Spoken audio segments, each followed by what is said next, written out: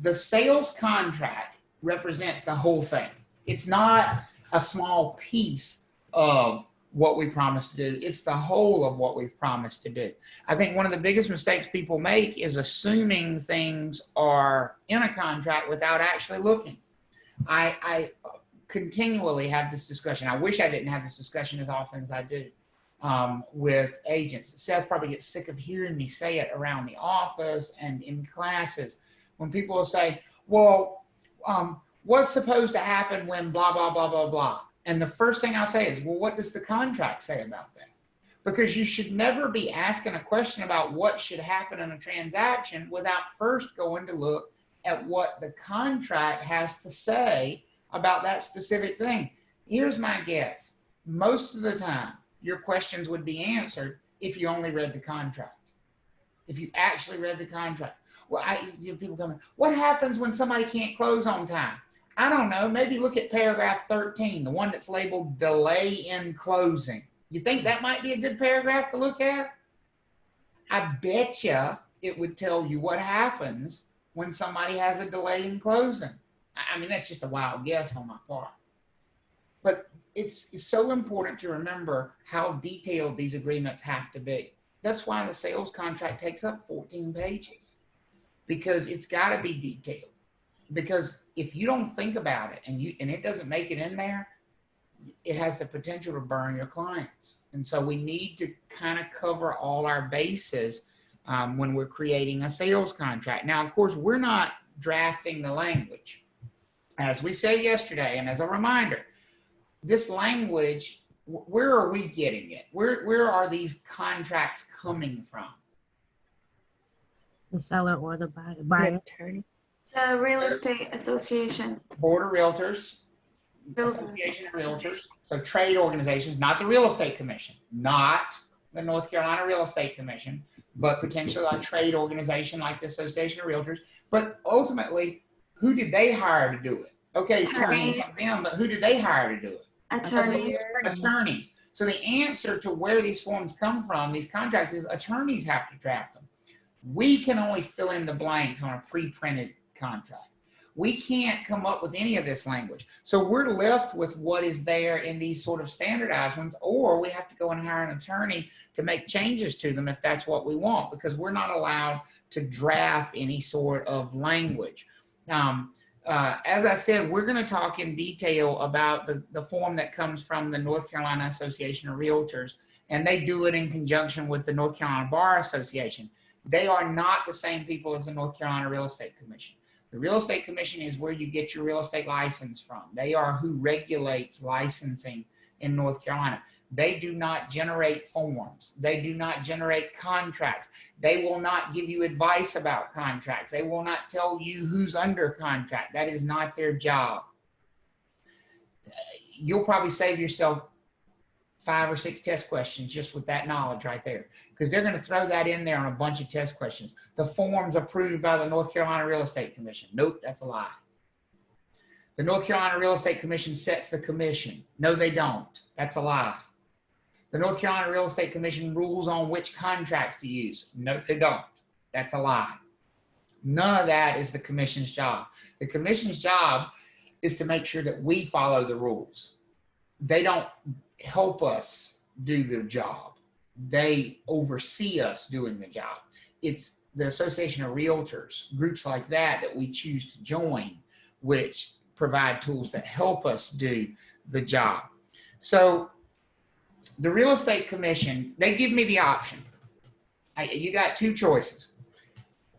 You can either learn what they say has to be in a sales contract, and I need to take a vote on this. You can either learn what they say has to be in there, or you can learn what they say cannot be in there. Now, before you vote, I'll just give you the rundown here. There are 19 things the Real Estate Commission says must show up in a sales contract. 19 of them. There are 2 things that they say cannot show up in a sales contract. So this is a democracy. Do you all as a class want to learn and be tested on the 19 things that the Real Estate Commission says must be in a sales contract? or on the two things that they say cannot be in a sales contract? Which one would y'all rather know? The two things. Two things. Two? I'm going to assume the rest of you that are not voting are voting for 19. Okay. Two things. No. Two things. Two. We're going to do two. We're going to do two. We don't have to worry about these 19 things. What we have to worry about are these two right here. And you will absolutely see those two on a test. And these two things make North Carolina unique. I don't know of another state that says you can't put this in a sales contract. A sales contract is between what two parties? Buyer and Buyer seller. and seller. Buyer and seller. Exactly. And the North Carolina Real Estate Commission, they're not going to give you a contract to use, but they'll set a rule for a contract that says the contracts you use cannot have either of these two things. Number one, nothing. Here's number one right here. I'm going to circle it. Oops. I'm not going to circle it apparently. Let me change my pen color. Number one, nothing about what? Commission. Commissions, payment of commissions. Not a single word, not a breath, nothing about payment to us as real estate licensees can show up in a sales contract in North Carolina. And here's their thought process. Who's the sales contract between what two parties? Buyer and seller. Buyer and seller. The real estate agent's got nothing to do with that. The real estate agents need their own contracts. That's what listing agreements are for. That's what buyer agency agreements are for. That's where you talk about compensation. But in a sales contract, in an offer to purchase and contract, in a contract for the sale of land, you cannot have any statement at all about commissions, how much commission either side is going to earn and who's going to pay that commission. It cannot be there. So that's another way of saying you can't include your commissions as part of a negotiation on a transaction, because the only place you negotiate is on an offer, right? Is on a contract. You can't include your commissions. It is illegal in North Carolina to consider commissions and their amounts as part of the negotiation when real estate agents are involved. You cannot do it. You can't, as a buyer's agent, say, well, if you accept my buyer's offer, I'll discount my commission by this. You can discount your commission to your client all you want to, but that conversation should happen between you and your client, not between you and the other side of the transaction. You don't have those discussions in a sales contract. Are we all clear on that? That's rule number one as far as contracts go from the North Carolina Real Estate Commission. Everybody good? Number two, the second thing that the North Carolina Real Estate Commission says cannot, under any circumstances, show up in a sales contract is anything about liability for the real estate brokers. Liability means you could be sued, right? Here's what the Real Estate Commission's worried we might do.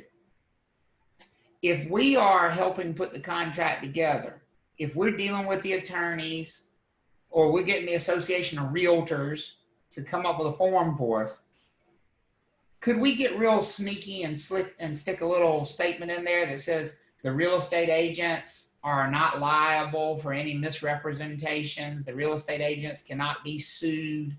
Do you think there might be the temptation to put that in there? Could be. And the Real Estate Commission says you can't put that in there because they want to make it very clear that we are liable and that we can be sued. So if you're asked on a test, and you will be, by the way, what two things cannot show up in a sales contract according to the North Carolina Real Estate Commission's rules? Anything about what? Commission, our commission or our liability. Of the And liability. broker or agent liability. Okay, are we all good on those two things? Yes. Those are the two that North Carolina Real Estate Commission says, no way, they can't be in there, cannot be in there. We talked about how the sales contract has to be in writing in order to be enforceable according to the statute of frauds. We've talked about how the offeror is the person making the offer and the offeree is the person receiving the offer. So another way I like to think of it is the offeror makes the offer and the offeree accepts or rejects the offer. The offeror is making the offer.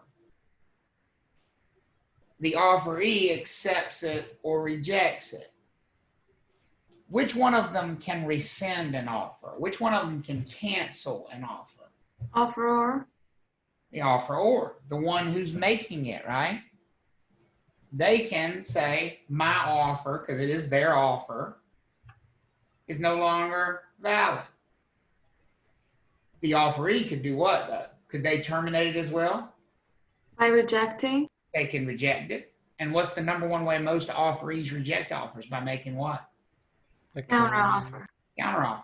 Counteroffer is the most common form of a rejection. Acceptance is the signature of the offeree. Remember, the offeror has already signed it when they made the offer. It's the offeree who's the second set of signatures on that document. Any change at all is considered a counteroffer, and a counteroffer is a rejection. We don't have a contract until we have communication of acceptance. And remember, acceptance means signing by the offeree. As far as the kind of the nitpicky stuff about contracts, offers are take it or leave it. I know that's not how we necessarily negotiate. A lot of times we'll say things like, oh, well, we're good with everything except this. Well, in truth, that's not how offers really work. Offers are, from a legal standpoint, all or nothing. You either accept the offer, which means you accept it with how many changes? None. None. Or you reject the offer. There's no in between from a legal contract perspective. From a practical negotiation perspective, we all recognize that you're going to say, okay, we're good with that, or we're not good with this. But none of that's binding. From a legal binding standpoint, the offer is either accepted or it's rejected. That's all that happens. When the offeree signs it without making any changes whatsoever, that is considered acceptance. If they make any change at all, that's considered a counteroffer. The big thing about counteroffers is they terminate the previous offer.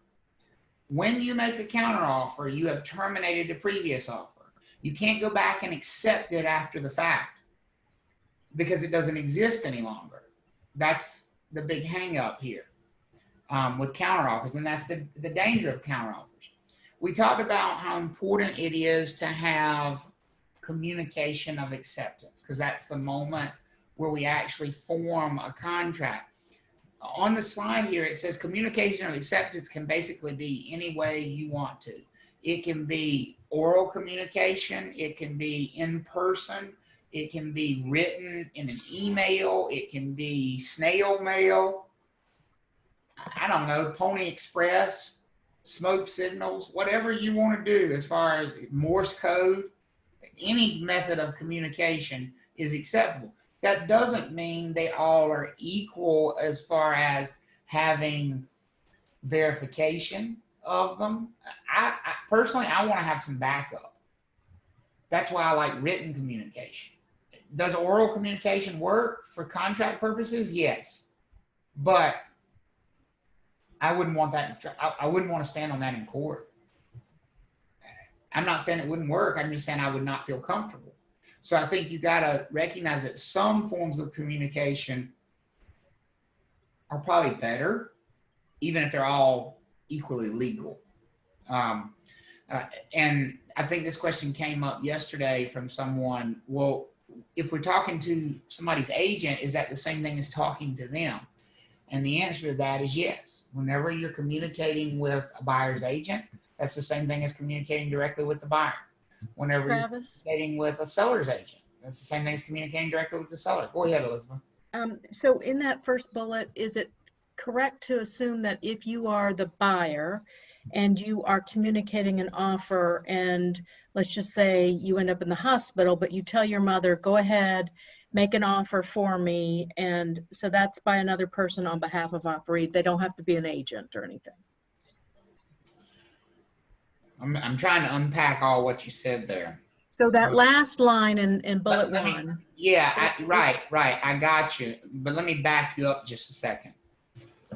Communication of acceptance means you're communicating signature of the offer. Of the offer, right. So- So I'm sorry. So flip that. If you're the seller. There we go. Now that's why I was trying to unpack all what you said. Okay. Sorry. that's If you're okay. yeah. So So it doesn't have to come from the actual seller. It can come from another person on behalf of that seller. that is correct. It can So come in my from- example, communication by my mother across the net to the buyer is It would work. a contract. Okay. It's across the net. Yeah. That's the key. As long as the communication crosses the divide, Yeah. then it works. Okay. Because I could see that coming up on a test question. Lord have mercy. That because Yeah, they're I trying don't to think catch they'll you. do that. They're quite that evil to you, but your thinking is exactly right. But here's what I want you to recognize, because the way you presented it in the first case, when you were talking about a buyer, doesn't work, because it's not any communication is handled this way. Only communication of acceptance. Yeah. And remember, acceptance comes from the offeree side. Okay. Okay. Let's talk about something called the Mailbox Rule. This is a very old law, and it is one they do like to test you on from time to time. I'm not going to say you're definitely going to see a test question about it, but you might. And it's a rule that's still in effect, though less important now than it probably was a long time ago. If you go back in time far enough, really the only forms of communication that were available, let's just say mid-1800s. If you go back to the mid-1800s, the only forms of communication that were really available were face-to-face or through some type of postal service, some type of mail, whether that was United States Postal Service or, Pony Express or whoever it was, some type of postal parcel service, or face-to-face were the only forms of communication that were available. When that was the case, contract law became kind of murky, especially if you were creating contracts via the mail. Because what happens if two people accept the same contract and mail it back to you?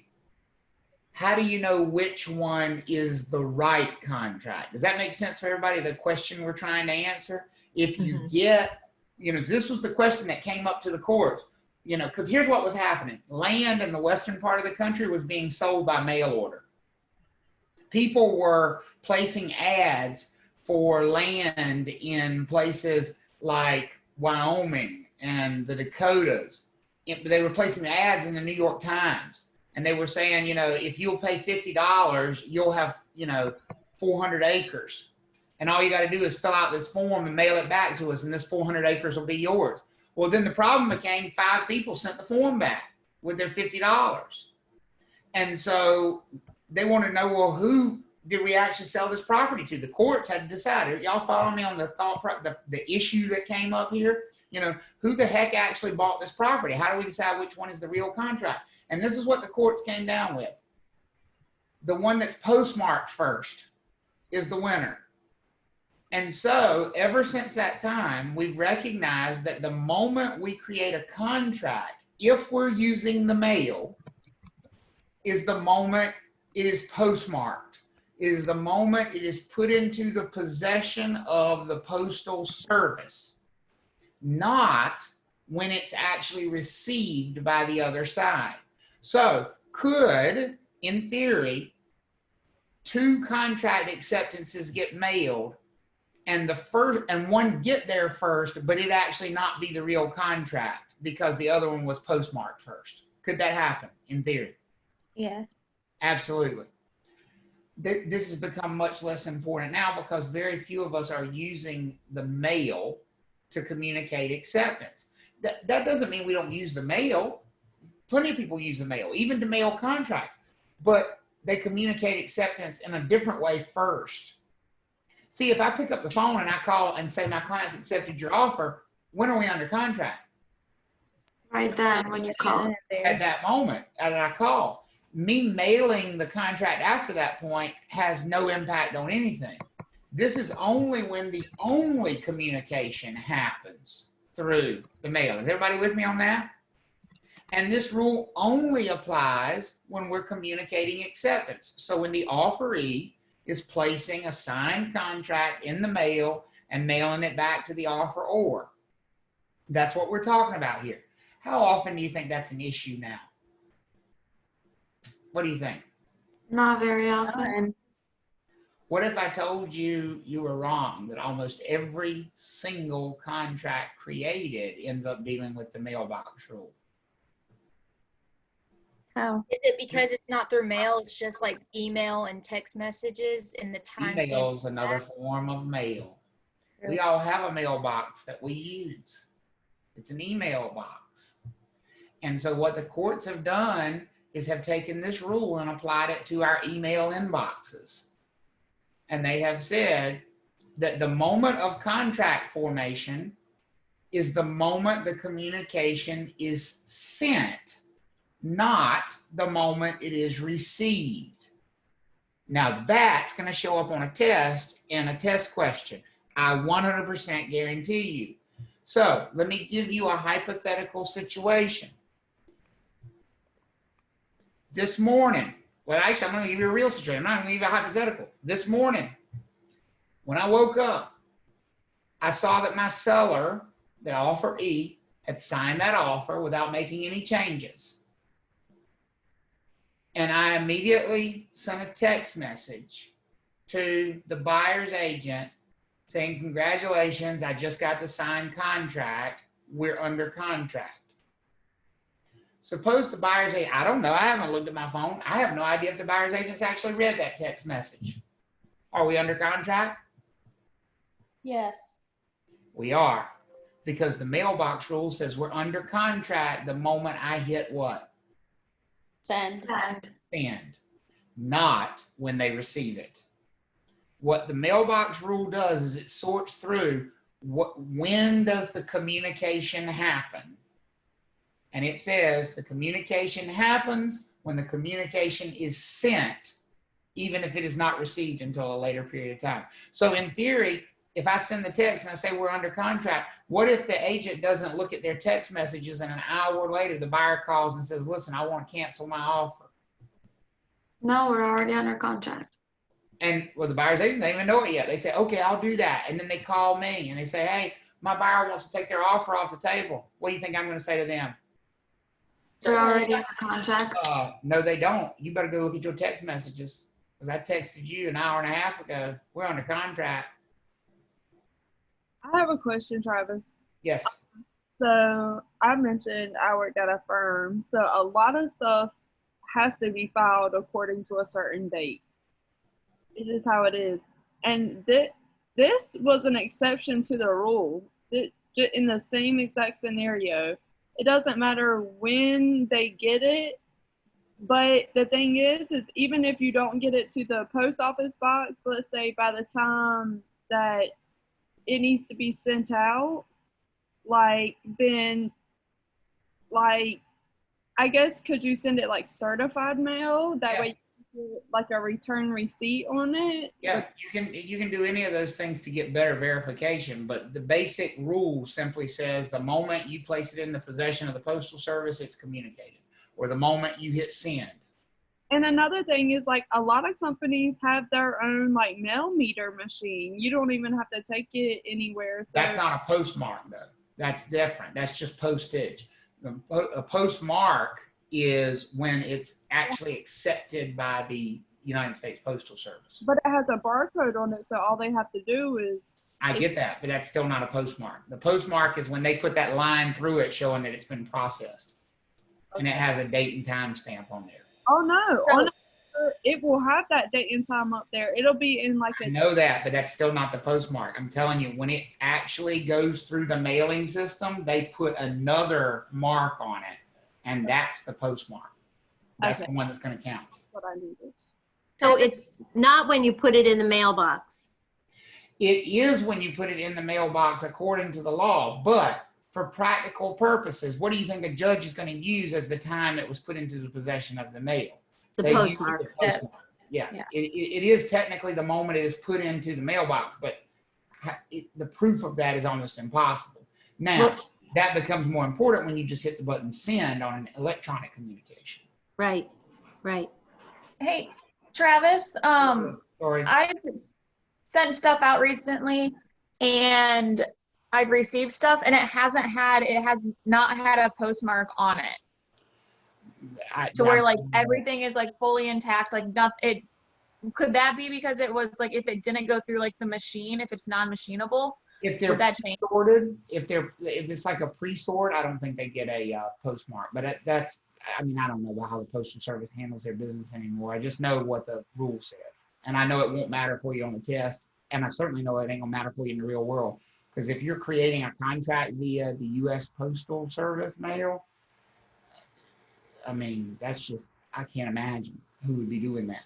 You know? I'm from a small town, so we do a lot of.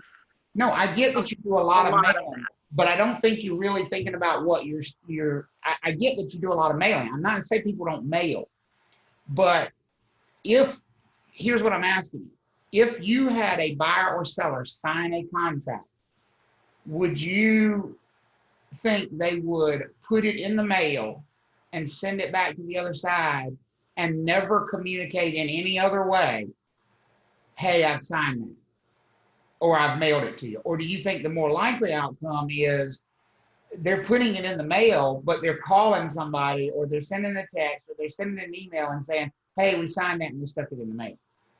Because this rule only matters if this is the only type of communication they're using. If they're actually taking the thing, signing it, sticking it in the mail, and calling me and saying, hey, I've mailed that to you, we're under contract the minute they made the phone call, regardless of when they mailed it. Because it's going to be the earliest communication that happens. Does that make sense to you? That's what I'm saying. It's really from an actual postal service standpoint, it very rarely is a rule that comes into play, but from an electronic standpoint, almost all the time. Travis, I have a question. I Okay, know go we've ahead. probably gone over this, but I need another explanation for it.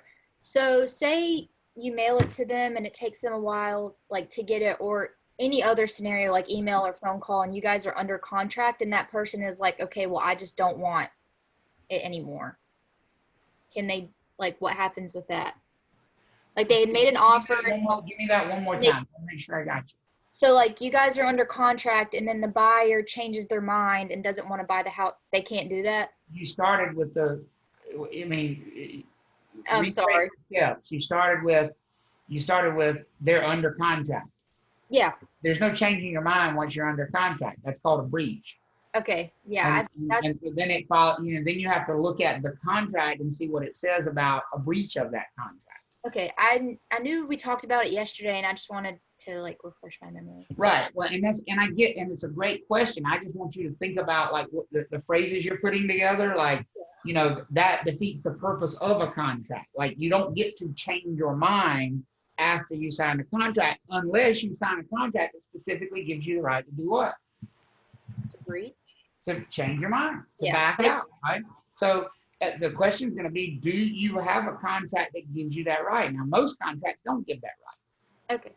What about due diligence? That gives you the right. Well, that's not most contracts. See, what you need to understand, the problem, Sheila, is that everybody thinks because that due diligence contract is the one we use, that's the way the world works. Got it. Put it to you this way. We are the less than 1/10 of 1% of the world that uses a contract like that.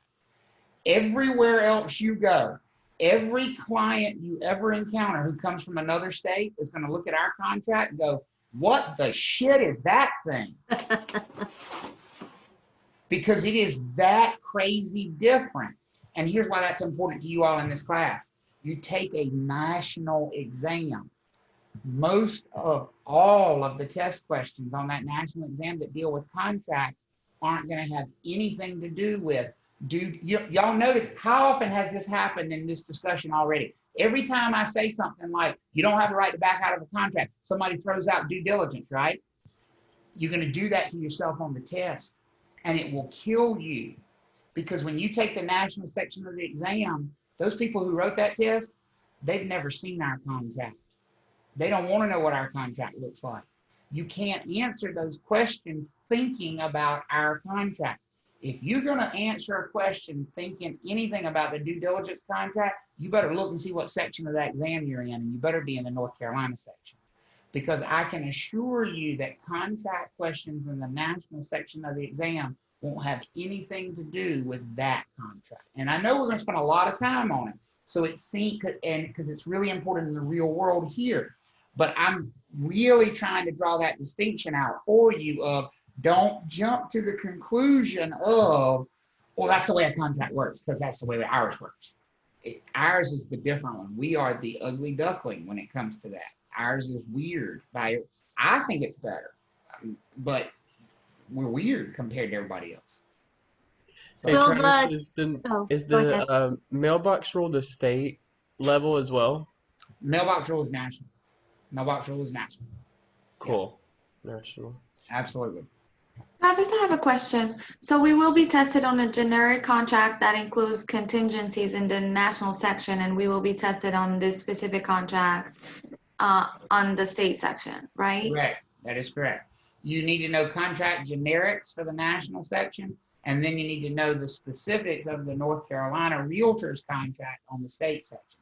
And that is, listen, that's a hard gear to shift. It's hard to shift between the two. And that's why our licensing exam is harder than any other states, because our contract is so very different than all these other states that you almost have to learn how every other state does it to take the national section of the exam, and then you have to learn how we do it to take the state specific section. And you got to take them both at the same time on the same day. And so it's all about shifting those gears between the two of them. Okay. Are we good on the mailbox rule? We okay? It only applies when we're communicating acceptance. I have one more question, more about just testing. Would the North Carolina test ask us to any national tests? Like, will they trick us that way? Well, what now? You broke up for a second. The North Carolina exam have any national questions on it? No. I mean, every question in the North Carolina section starts with the words "in North Carolina." Okay. Or North Carolina Real Estate Commission, or using the offer to purchase and contract from the North Carolina Association of Realtors. Somewhere in the question, it will always have the phrase North Carolina. Thank you. So they will make it abundantly clear, but that doesn't make it easy still. It's still hard to shift those gears between the two of them. It really is. No doubt. And just remember, I think it's important to know, Travis, the North Carolina portion is 40 questions, so Yep. it's a little more concentrated. It is very concentrated, and it's concentrated on a few topics, and that realtor contract is one of them. And so it can tend to take over, kind of your thinking. And on that note, that's exactly what we're about to dive into, is the specifics of that particular contract. So why don't we do this? It's about 10 minutes till 11, or almost 10 minutes till 11. Let's take a break. Come back at just say 11 o'clock. And we will dive into the 2T offer to purchase and contract. We will take an in-depth look at that North Carolina Realtors version of a contract and the specifics of that particular contract. All right. So I'll see you back at 11. Travis, I have a question. Yeah, go ahead. Okay, it's like not anything related to the class. All righty. So when we took our break, we left off with, we were going to begin this discussion of the NC Realtors standard offer to purchase and contract. You'll see it referred to a couple of different ways on the test. That you'll see it sometimes referred to as the why it does that sometimes, as the 2T form, which is just the form number. They have a number that they assign to every one of the forms they make available to members. The big thing to remember is that because it comes from the North Carolina Association of Realtors, you have to be one. It's only for realtor members. Remember that everybody who has a real estate license is not a realtor. These forms are only to be used by those who are realtors for transactions. And the other thing to remember is, even though it's the most common one in residential transactions in North Carolina, it's definitely not the only one used in North Carolina. In fact, there are some transactions where specifically you would not want to use this form, and that will probably come up as a question you might see and expect to see in a test. What kinds of transactions where this form might not be appropriate? And it's right here on the slide. We would not generally use this for any new construction or vacant land purchases. There are separate forms which are more geared toward those transactions. So if you have a new construction transaction or vacant land, this would probably not be the form that you would want to use, most likely. So that might show up as a test question. So it's mostly used in resale residential, which is the vast majority of residential transactions. The other thing is, it is a residential form. It is definitely not used in commercial transactions. You would never use this 2T contract from NC Realtors in a commercial transaction.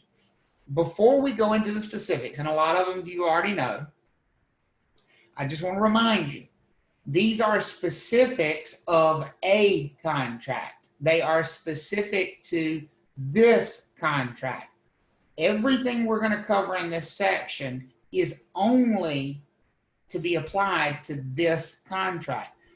I cannot tell you how many times in the real world people come up to me and they say things like, well, all buyers have the right to 14-day extension, don't they? And I say, no, they do not. Well, that's what I heard. Where'd you hear that? Well, I thought that's what's in the contract. I said, what contract did you use? Well, we're using the builder's contract. I said, well, is that in the builder's contract? I don't know. I didn't look. Well, look, read. What we're going to talk about here are the specifics of one type of contract. It just so happens to be the most commonly used one in North Carolina. That's why we're going to go over the specifics of it. But you've got to make sure that you understand whatever the contract is that's being used in your particular transaction. All right. So none of this is national. All of this is state specific because it's about the North Carolina Realtors contract. So the 2T contract form, as I said, is by far the most commonly used one in residential resale transactions. If you misunderstand it, your clients will misunderstand it, you'll make mistakes, and it'll end up costing them money. That's not a good thing. The first page of it deals with what you might expect, the stuff that people are paying the most attention to. I mean, what do you think most buyers and sellers are looking at on a contract? What do you think the first thing they're going to pay attention to? Numbers. Numbers, for sure. And specifically one number. What's the first thing we always talk about when we talk about an offer? And by the way, Purchase price. Purchase price, exactly, Kay. And by the way, we call this the offer to purchase and contract because it's both. When it's signed by only the offeror, it is an offer to purchase. Once it's signed by both the offeror and offeree, it becomes a what? Contract. It becomes a contract. So the reason it's called the offer to purchase and contract is that it serves both purposes. So the first thing that people are inevitably drawing their attention to on page 1 is the money section. And it's right there prominently featured on page 1. The first line is the purchase price, which most people will pay a lot of attention to. I would say to you, it's not the only number on here, and it's not the only number that's going to matter on here. But obviously, it's going to be one that matters a lot. So, let's say we see, in here that somebody has offered a $350,000 purchase price. Okay, that's what shows up on line 1. This satisfies the requirement that there be consideration. Remember yesterday we said to have an enforceable contract in North Carolina, there has to be the promise that we're going to exchange something of value. Well, right here is that promise. So we have fulfilled that obligation right away. Here is the promise to exchange something of value. What's the seller promising to exchange? What are they promising to bring? Their property. The property. And then the buyer is promising to bring this purchase price. The rest of these numbers could be zeros all the way down. It could be 0, 0, 0, 0, 0. And we still would have consideration because right here, this is the promise to pay. You don't technically have to have a due diligence fee? You do not. You could have a due diligence fee of 0. That is absolutely right. Could be a due diligence fee of 0. Could be an earnest money deposit of 0. All of those could be zeros. The one that can't be 0 is the one on the top. We have to have a purchase price because that's that promise to pay. All right. And by the way, I am on some occasions now asked, well, can I pay with Bitcoin? That comes up every once in a great while now. People want to know if they can buy a house with Bitcoin. Theoretically, yes. You cannot use this contract for it, though. Look at that first line there by the purchase price. What does it say? Paid in what? US dollars. In US dollars. So if somebody asks you, can I pay in Bitcoin? You would say, yes, but we would have to get a separate contract drawn up for you by an attorney because this one says paid in US dollars. What is Bitcoin? What is Bitcoin? Oh gosh. Bitcoin is I'm not sure after I give you the explanation, you'll understand any better what Bitcoin is.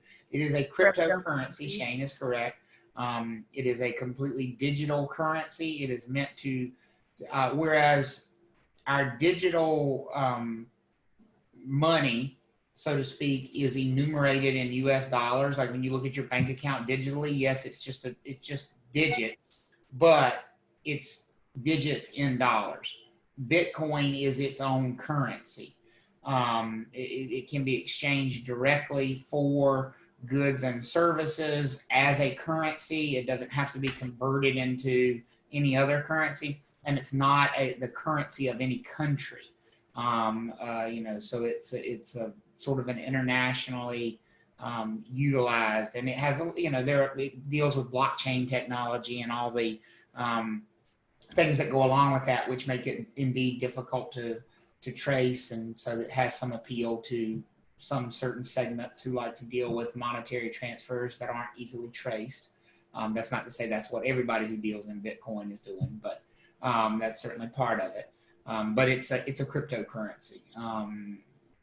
Largely has not caught on to the extent of paying with Bitcoin. I mean, at one point, people said, "Oh, you're gonna, pay for your Domino's pizza with Bitcoin," and maybe that'll still be true, but not right now. Not right now. And so, there are closing attorneys in North Carolina who will conduct closings with Bitcoin, but they can't use this contract because it says US dollars. The second line on the money section, and arguably easily the second most important number on the contract, and some would say sometimes even the most important number on the contract, is the due diligence fee. So if we get, I'm going to fill in these top two lines. Let's say from the previous screen we had written in $350,000. What if on this line it says $5,000? Now let's talk about what that amount of money really means. First of all, let's talk about what the contract says about when it is payable and due. The word fee, what do we say that word means? It has a very significant meaning. Non-refundable. It means non-refundable, right? So that word fee means non-refundable. So when people say, when do I get my due diligence fee back? The answer is you don't. It's non-refundable. Now, are there certain circumstances where the seller breaches the contract where it might be appropriate to give a due diligence fee back? Yes, but that's only in the event of like a breach of the contract. Under normal circumstances, there's no reason to ever think of a due diligence fee as refundable. It's non-refundable. Notice what it says about when it's due and payable. It says made payable and delivered to who? Who gets this money? The seller. The seller. It doesn't say put it in a trust account, does it? No. Or an escrow account. It says make it payable and deliver it to who? The seller. Seller. The seller. By what date? The effective date. The effective date. Let me translate that for you. That's the contract date. That's the date we go under contract. So now, by the way, these two numbers are exactly the two numbers that show up on the first two lines of that home I just put under contract this morning. We went under contract today. So when is the effective date? Today. Today. Today. What does this contract say about that $5,000 due diligence fee? It is payable to the seller and due when? Today. Today. Today. Today. Today. We are not playing around with this money. I have a It is due the moment we go under contract. What if your due diligence fee is coming out at the end? I'm sorry? You said before that your due diligence fee can come out at the end once it's like. I said it is going to be credited toward your purchase price. So this is money that you're paying up front, but it's going to count toward the total purchase price. Okay. Okay? So here's what I mean by that, Cassie. If you look right here down at this bottom line, it says the balance due at closing. Well, if they're paying $350 for the property, but they've already paid $5,000, what will they owe at closing? $345. $345,000. Okay. All right. Because those two would total the $350. Yeah. Okay? Everybody good so far? So if you were asked on a test when the due diligence fee is due, what would be your answer? When the contract date is due. The same day we go under contract. Same day we go under contract. So technically, can you make an argument that the due diligence fee is late the moment you go under contract? If it says it's due on the effective date, can't we make an argument these people are already late if I don't have that check? If the seller doesn't have that check? Yes. Yes. And it was written that way specifically because we wanted to convey the importance of what you are actually paying for here. And so that's what we want to talk about. You know, what is the due diligence fee? Well, I've taken snippets from the contract so you don't actually have to get, by the way, you have this form in your OneDrive folder if you ever want to look at a blank version, but I've taken snippets of the paragraphs we're talking about and put them in the slides so that you don't have to hunt, you know, because it's 14 pages long. In the contract itself, it has a description of what the due diligence fee is. And I'm not sure because I didn't glance up to see whose box lit up, but who asked the question a moment ago when I said, somebody asked, could the due diligence fee be zero? So I apologize, I don't remember who asked that question. I think it was Brittany. That was me. Okay, so Brittany asked the question. Look right here, Brittany, it actually answers that question in the contract itself. It says a negotiated amount, if any. So that means it could be what? Zero. Be zero. Paid by the buyer to the seller with this contract, and it tells you right away what they're paying for the buyer's right to terminate the contract. And now we're going to get into really what you're going to be tested on. One of the first things that you're really going to be hammered on about this contract. What is the buyer paying for? They're paying for the right to terminate the contract, and then it says for what reasons they can terminate the contract. And here's what it says. For any reason or what? No reason. No reason. So let me ask you a question. Could the buyer just say, deuces, we're out, we're done, and not give any reason whatsoever. Could they do that? Yes. Yep. Absolutely. And they do. That is exactly what this contract says they're paying for with that due diligence fee. They are paying for the right to terminate this contract for any reason or no reason at all. They don't have to give a reason. They can if they want to, but they don't have to. And the reason could be stupid. I had a bad dream last night. I don't want to buy the house. By the way, apparently I did have a bad dream last night. I was informed that I terrified everybody in the house because I was pointing at the ceiling going, "Do you see that?" For 2 minutes, apparently. I don't remember any of that.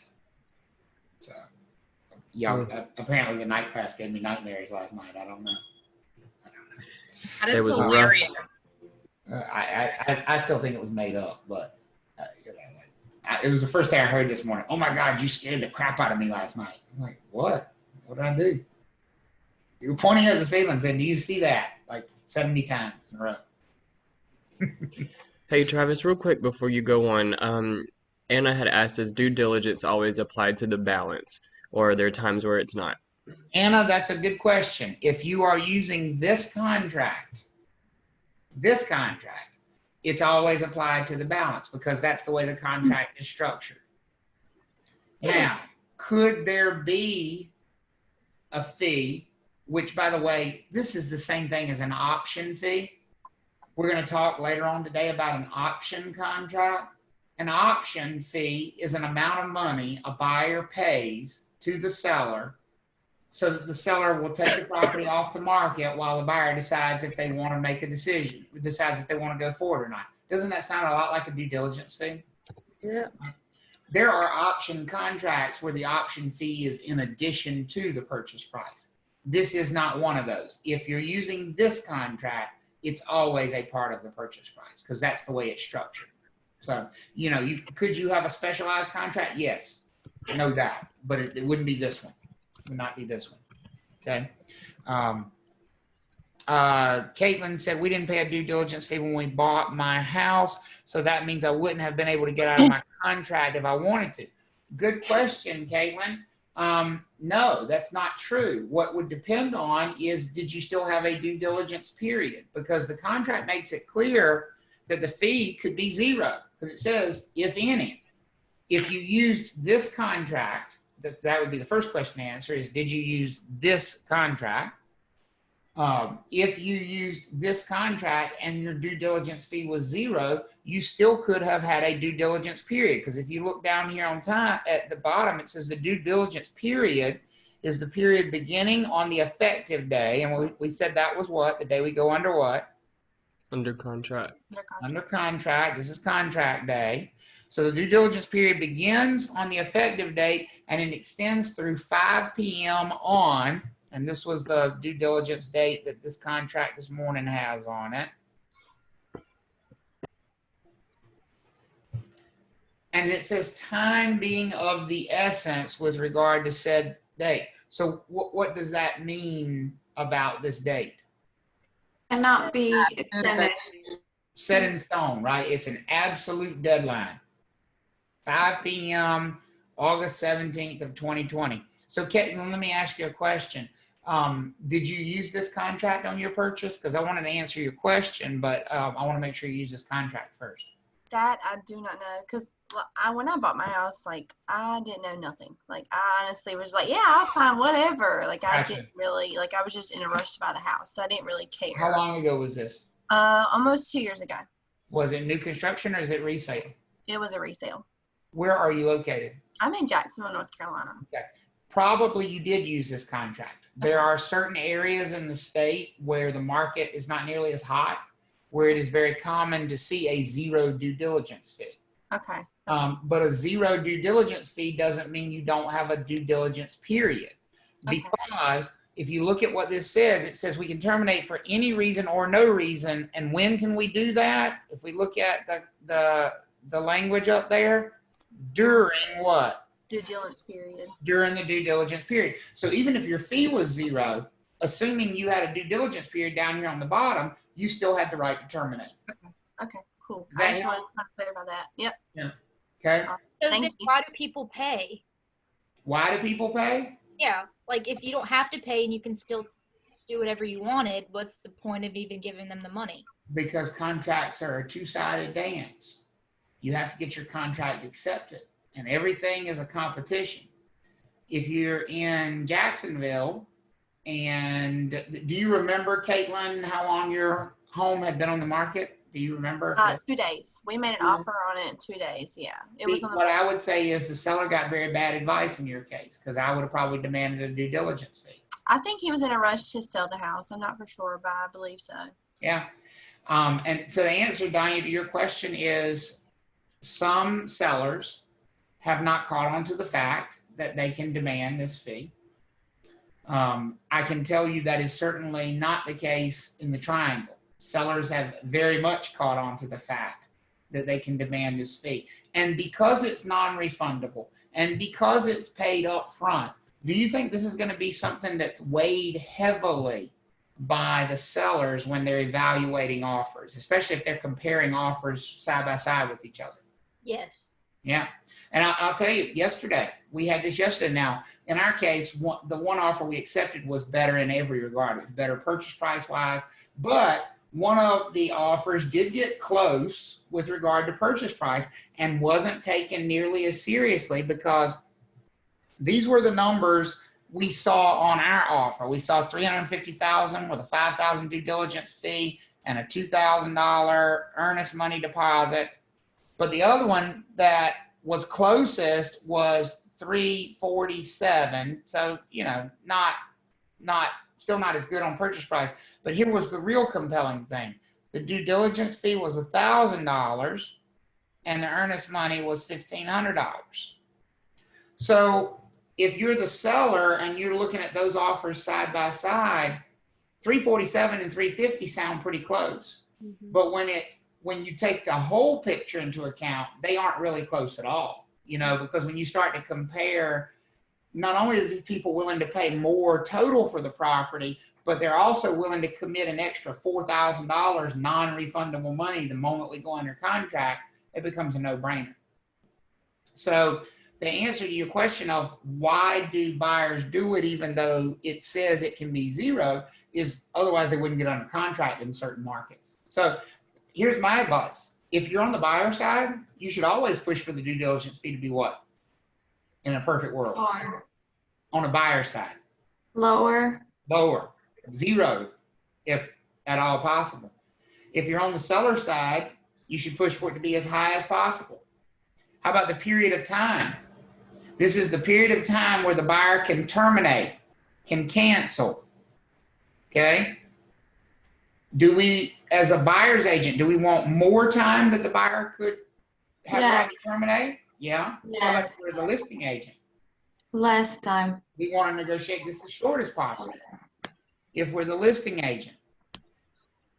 I have a question. Yep. In this case, the offer that you guys received, let's say the purchase price on the other offer was $353 or $355 and the due diligence was still low. In your opinion, with the offer you've gotten, even if it had a slight difference in the purchase price, would it be a better offer because it has a high due diligence fee? It would have been a much better discussion. And you bring up a great point. What if the other offer was $353, but had the $1,000 due diligence fee?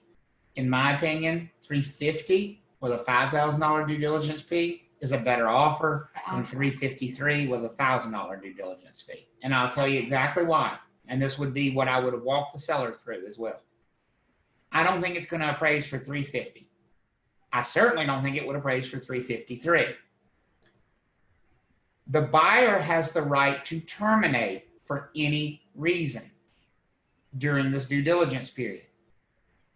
Imagine both of those buyers having an appraisal done during the due diligence period and finding out it doesn't appraise. You've got your $350 buyer who just found out it didn't appraise, and here's their choice.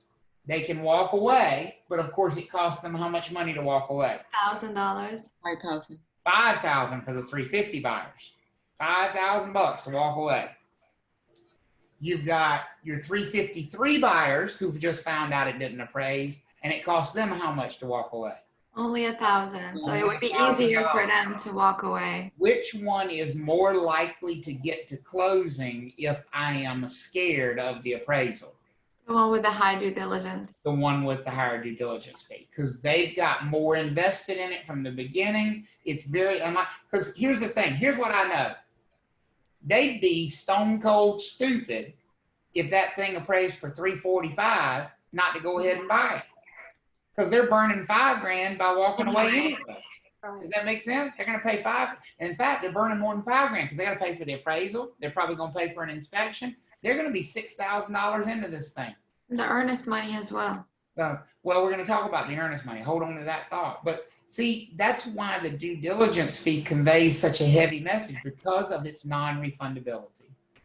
We now know from the seller side that we've got a very captive buyer. Our buyer has the right to terminate that contract until August 17th. But would it hurt to terminate that contract for them? Yes. Yes, because they know they'd be walking away from $5,000. Brittany, this answers a question you asked earlier about, wasn't I scared about the appraisal as a listing agent? And wasn't I scared it would fall apart? Indeed. And so how have we protected against that fear? We've got a buyer that's so financially committed that odds are they're going to be in for the long haul.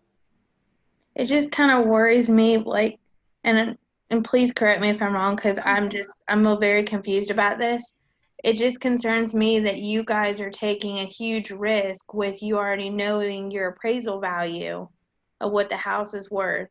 If they go and they do an appraisal for the house when they're doing their inspections, which they will, and they see, okay, well, I'm spending a lot more than what this house is actually worth.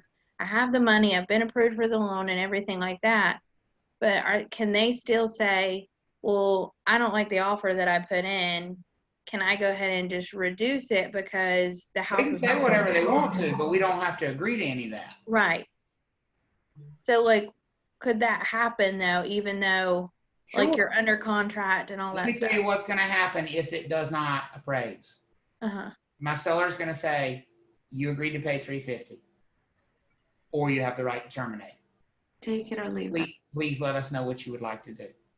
And if they terminate, my seller will keep their $5,000, and guess what we will do with the property? Put it in the market. We will put it right back on the market, and we will sell it to one of the other buyers standing in line to purchase it.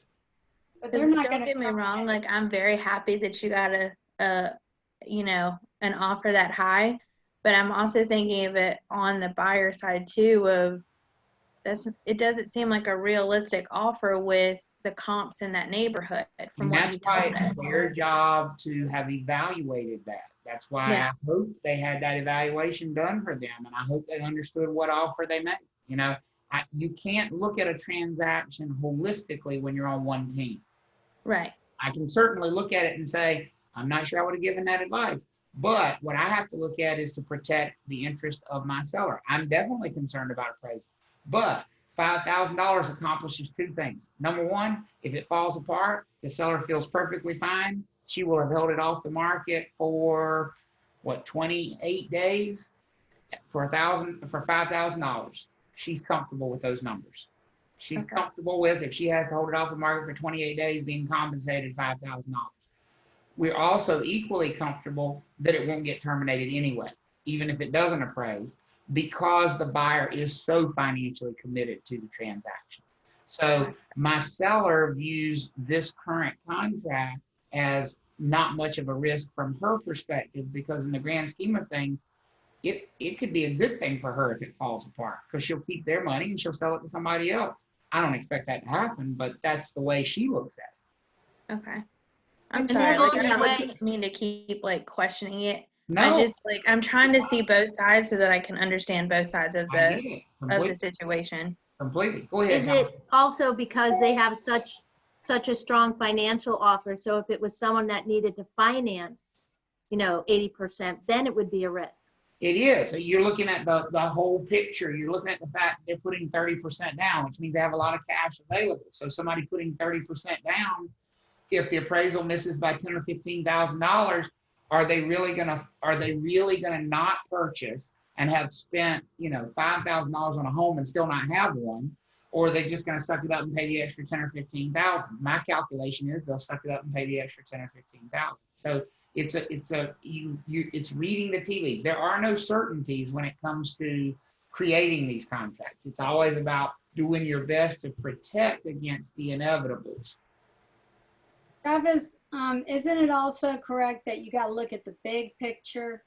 And that's why we have to listen, and that they're coming from the north. The daughter looked at the home, so I would assume strongly that they're serious. Well, that's exactly right. I'm looking at the totality of it. They were the first ones to look at it. They jumped out of the gate. They scheduled the show. I made it active on Sunday night at 8 o'clock, and by 8:15 they had their showing scheduled.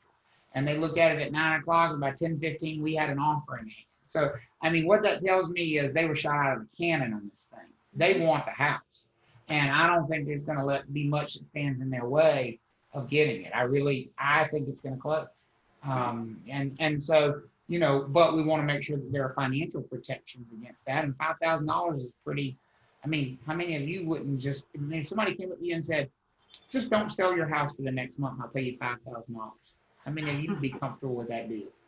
Okay, so my question, Travis, if there's a contingency in this contract, does that trump the due diligence fee? Let me answer your question by taking a victory lap as somebody who helped draft this contract. I'm going to give you the grand total of the number of contingencies in this contract. Zero. Okay, No. but my question is, if there was a contingency. There can't be. This contract is specifically written to never have any contingencies. You could write your own contract from an attorney, but you cannot put contingencies on this contract. This contract doesn't have contingencies. Okay. Travis, is that why they put the due diligence? That's exactly why the due diligence. Okay. Here's what we did. We said, because people said, well, what if the buyer can't get a loan? We said, then figure that out during the due diligence period. They said, well, what if they find problems during the inspection? We said, then figure that out during the due diligence period. Well, what if this falls through? What if their house falls on their mama? Then figure that out during the due diligence period. It doesn't matter about the what ifs. And it all goes back to the buyer has the right to terminate for what reason? Literally any reason. So the way you should look at the due diligence fee is, it is simply a purchase of time. You're basically bribing the seller to pull the property off the market and not sell it to anybody else, while you as a buyer go through all of those checks. Now, here's the thing. Could you do all those checks without going under contract and paying a due diligence fee? Nothing is stopping a buyer from paying for an appraisal, paying for an inspection, paying for all that stuff before they even make an offer. But that would actually be worse for them. But can you imagine what would happen if a buyer went through all the trouble of scheduling inspections, appraisals, all that stuff? Number one, they might miss out on the property altogether. Number two, when they finally did make the offer, here's what the seller would know. You are in love with this place. You have picked it apart and you still want to buy it? Yeah, you're going to pay. And so that would be even worse for the buyer. So the way to view the due diligence period is it's the period of time for the buyer to actually make their final decision. And the due diligence fee is, how much are you willing to pay to have that time? That's the thought process behind the two. Hey, Travis. So when we were buying our house, we had kind of the same thing. The market was crazy and we were putting offers everywhere, and we were outbidded and so many times. And when we put an offer in this house, the seller's agent got back to our agent and said, well, will they be able to sign an addendum to pay the difference if the house didn't appraise? And they were right, the house did not appraise. Mm-hmm. And so they made us sign that addendum that we were obligated to pay the difference. Well, unless. like I said, an attorney can draft whatever they want to, but Is that reasonable, would you It- think? I will tell you, whoever told you that addendum was effective, including the attorney that wrote it, has no idea what they're talking about. Because you still had a contract that said you had the reason to terminate for what? You had the right to terminate for any reason. So here's what you do. You go, when the house doesn't appraise, you say, oh, if you signed something that said you would pay the appraiser, you say, oh, no, honey, that's not why I'm terminating. I'm terminating because I don't like the color of those cabinets. That's why I'm terminating. What the hell can they do about it? Nothing. It's a joke. This contract was written specifically to not have all of that stuff. The people monkeying with it like that are people who don't understand contracts. And I'm not trying to be insulting with them. I'm just saying that defeats the purpose. The purpose of this was to get away from all of those, we will do this, we won't do that. If you want those things, that's fine. But don't use this contract. That's not what this means. So our buyer's agent, he said just sign it because they will most likely choose your offer over someone else who's not comfortable. Oh, if I was your buyer's agent, I'd have told you to sign it too because it was not worth the paper it was written. Yeah. Because you could still terminate for any reason. It's the listing agent that has no idea what they're doing because what they think they have is this protection for their sellers, but they don't really have it. Oh, we ended up negotiating the price anyway at the end. So there you go. Tasha, do you have a question? Yeah, so did the buyer's agent ask you, I'm just saying, ask you if there was an appraisal done on the property? Did not. So if they had asked you, was there appraisal done on the property, do you have to disclose that? I do not have to disclose the amount. I'd have to answer the question truthfully, which is, yes, we had an appraisal done. But I don't have to disclose the amount. No, it's because it's not a material fact. Okay. Yeah. But yeah, and if she paid much attention, she probably realizes we had an appraisal done because the measurements, the floor plan that I posted on the listing were clearly page 6 of 9, and it was on the North Carolina Uniform. Like the heading at the top of it says North Carolina Uniform Appraisal Report. Okay. Living area calculations, page 6 of 9. So if you could read between the lines, like, well, this is page 6 of 9 of an appraisal. So, maybe she realized we had an appraisal done, but she never inquired about, what the amount was or anything. So I just don't think these buyers are that concerned about it, quite honestly. I just don't think these particular buyers are that concerned about the appraisal. I really don't. Could the buyer agent find the appraisals somewhere? Like, could No. she have gone? Okay. Appraisals are not public record. Appraisals are private. It's a private report you pay for. Travis, also, is an appraisal only good for the day that it was done? It is. Any appraisal is an opinion of value based on that single day, but obviously they're not going to fluctuate wildly from, when, this one was done a week ago. So, and then it's not that far off. So, but yes. Okay. Are we good on the due diligence period and the fee? Do we know what that is so far? Good question. Yeah, go ahead. So if they go ahead and they say that they are terminating the contract, then they don't have to pay the due diligence fee? Yes. Or they do? No, just kidding. I'm sorry. That's why the due diligence fee is due the moment we go under contract. Okay. And then sorry, I wrote down my question. The earnest money. That is. Hold on to that one because that's what we're about to talk about. Okay, just kidding. Yeah. No, you're fine. It's the natural next question, but what I'm saying, that's the progression we're going on. I want to make sure you understand the due diligence fee and the due diligence date, and now we're going to move the conversation to earnest money. Is everybody okay with that? All right. That's sort of the next thing. Now, as I said, the due diligence period is completely negotiable. The fee is completely negotiable. It gives that buyer the right to terminate. Notice I said it gives the buyer the right to terminate. It does not give who the right to terminate. The seller. The seller. The seller is locked into this thing. So at this point, Now, right now, I have a bilateral contract between my buyer and seller. The seller has agreed to sell the property to the buyer for $350,000. The buyer has promised to do one thing at this point. What is that one thing the buyer has promised to do they've not done yet? At this point. Think about whether they want to buy the property or not. They've one other big promise they've not fulfilled yet. That they were actually going to purchase the property. That's not a promise they've made yet. What do we not have yet?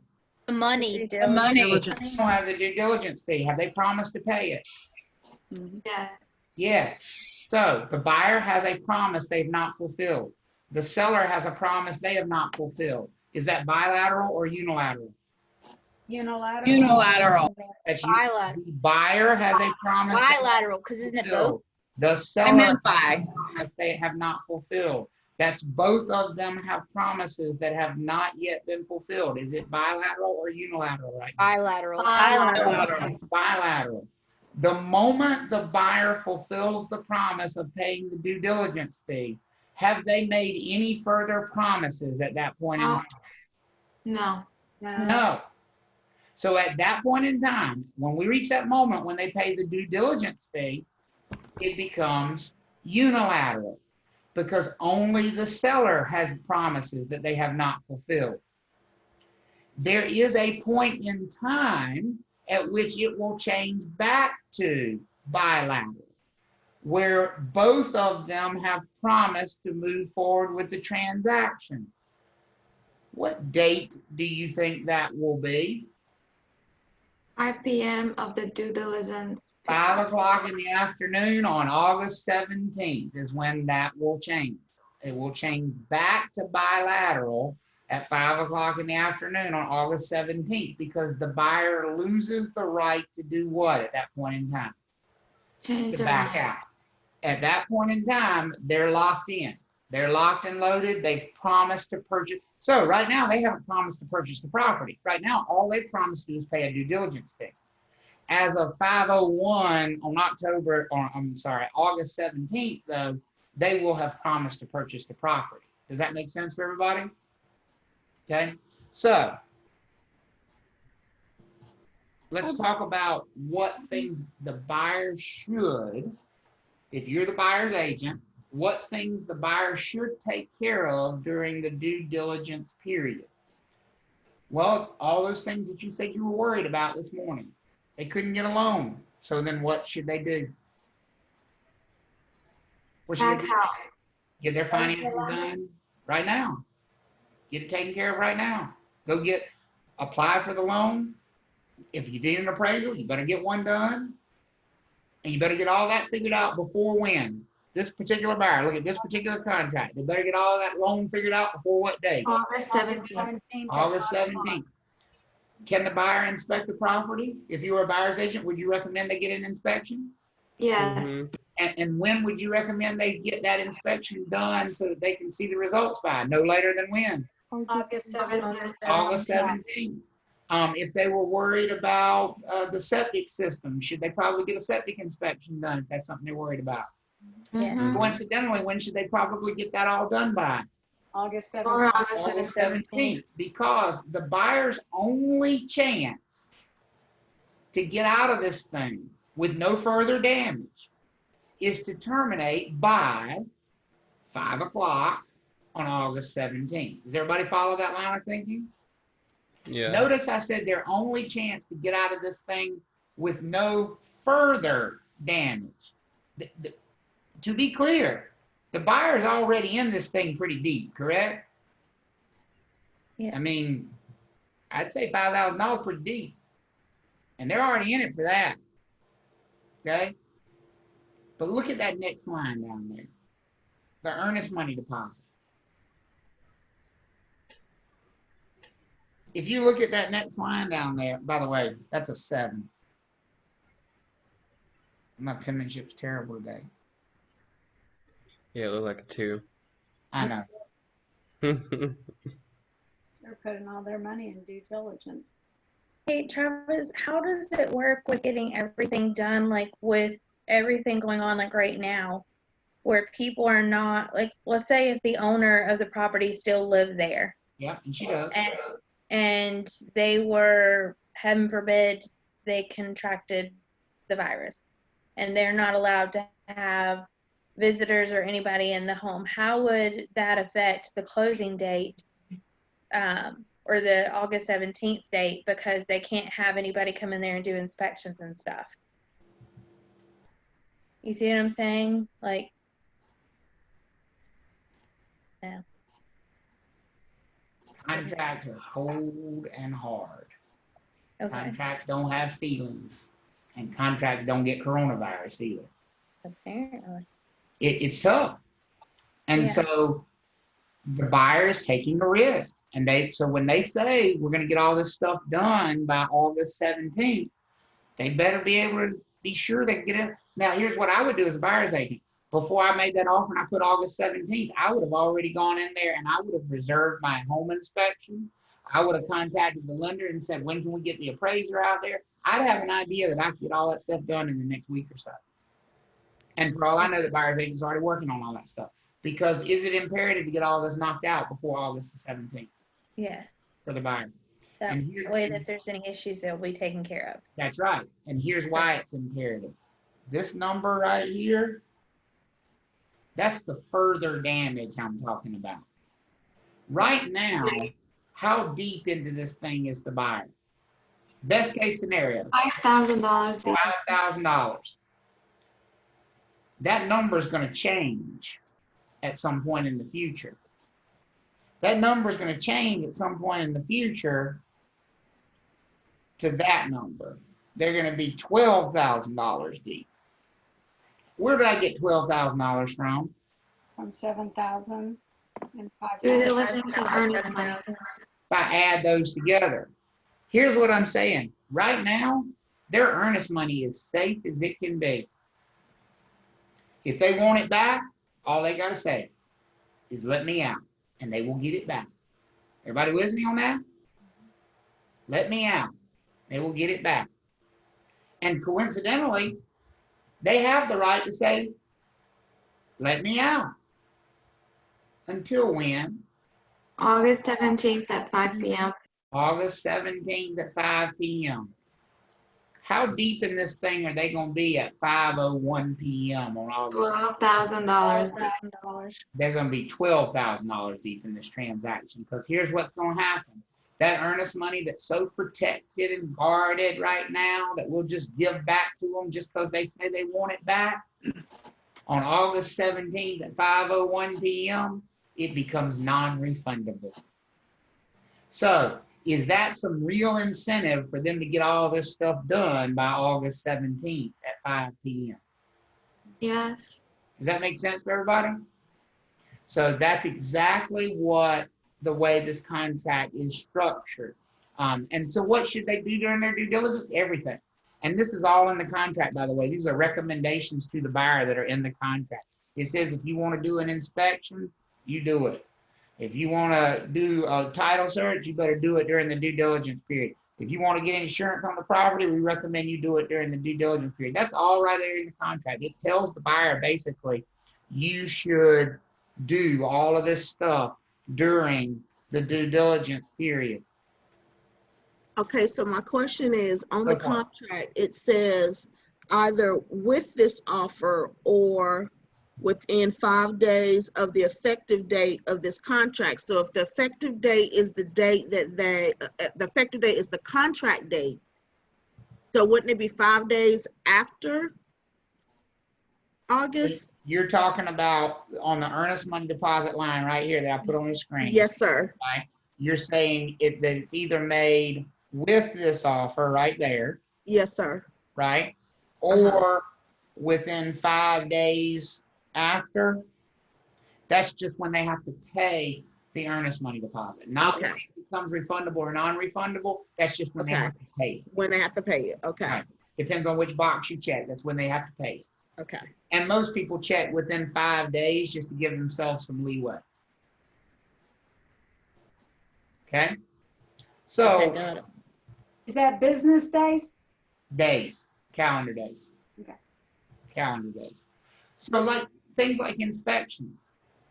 I've had people say, well, then what's the point of doing an inspection? Well, the point is you may not want to buy it. You may decide that there's something so wrong with this property that you don't want to buy it. Could you also ask the seller to fix things? Yes. Absolutely. Now, they don't have to agree, but they could. In Caitlin's case, Caitlin bought her house with a 0 due diligence fee. 0. So if she had terminated that contract and walked away, what was the seller going to get to keep? Nothing. Nothing. If she terminated during her due diligence period, the seller got 0. Is that a seller who might be open to the idea of making repairs to hold the deal together? Yes. Yes. If you're telling the seller, hey, we want you to fix this water heater, or we're going to terminate and you'll get nothing if we terminate, that's the seller who I got some leverage with. They're very likely to make some repairs. Are y'all with me on that? Mm-hmm. Now let me go back to our buyer in my contract, which Brittany's not going to like this because she likes the world to be fair. What do you think our answer is going to be on any repairs the buyer may? I mean, I haven't, you know, they can go inspect, look for all they want to, and they will, you know, I'm sure come up with some list of things that they would love to see addressed. I don't know what they would be because we've already inspected it, but you know, I'm sure it'll be something. What do you think my seller's answer is going to be? No. No, because here's the buyer's threat.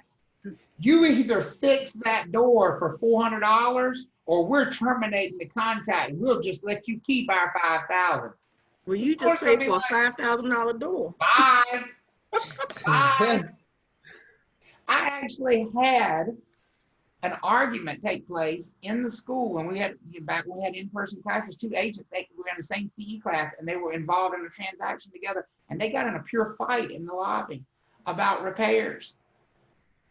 And here was the deal. The buyer's agent was trying to get the listing agent to replace the HVAC system because they did an inspection on the HVAC system and they found that the heat exchanger was so cracked that it couldn't be operated. They literally they turned the gas off to it, put a red tag on it, and said it will kill anybody who's in this house if you operate this machine.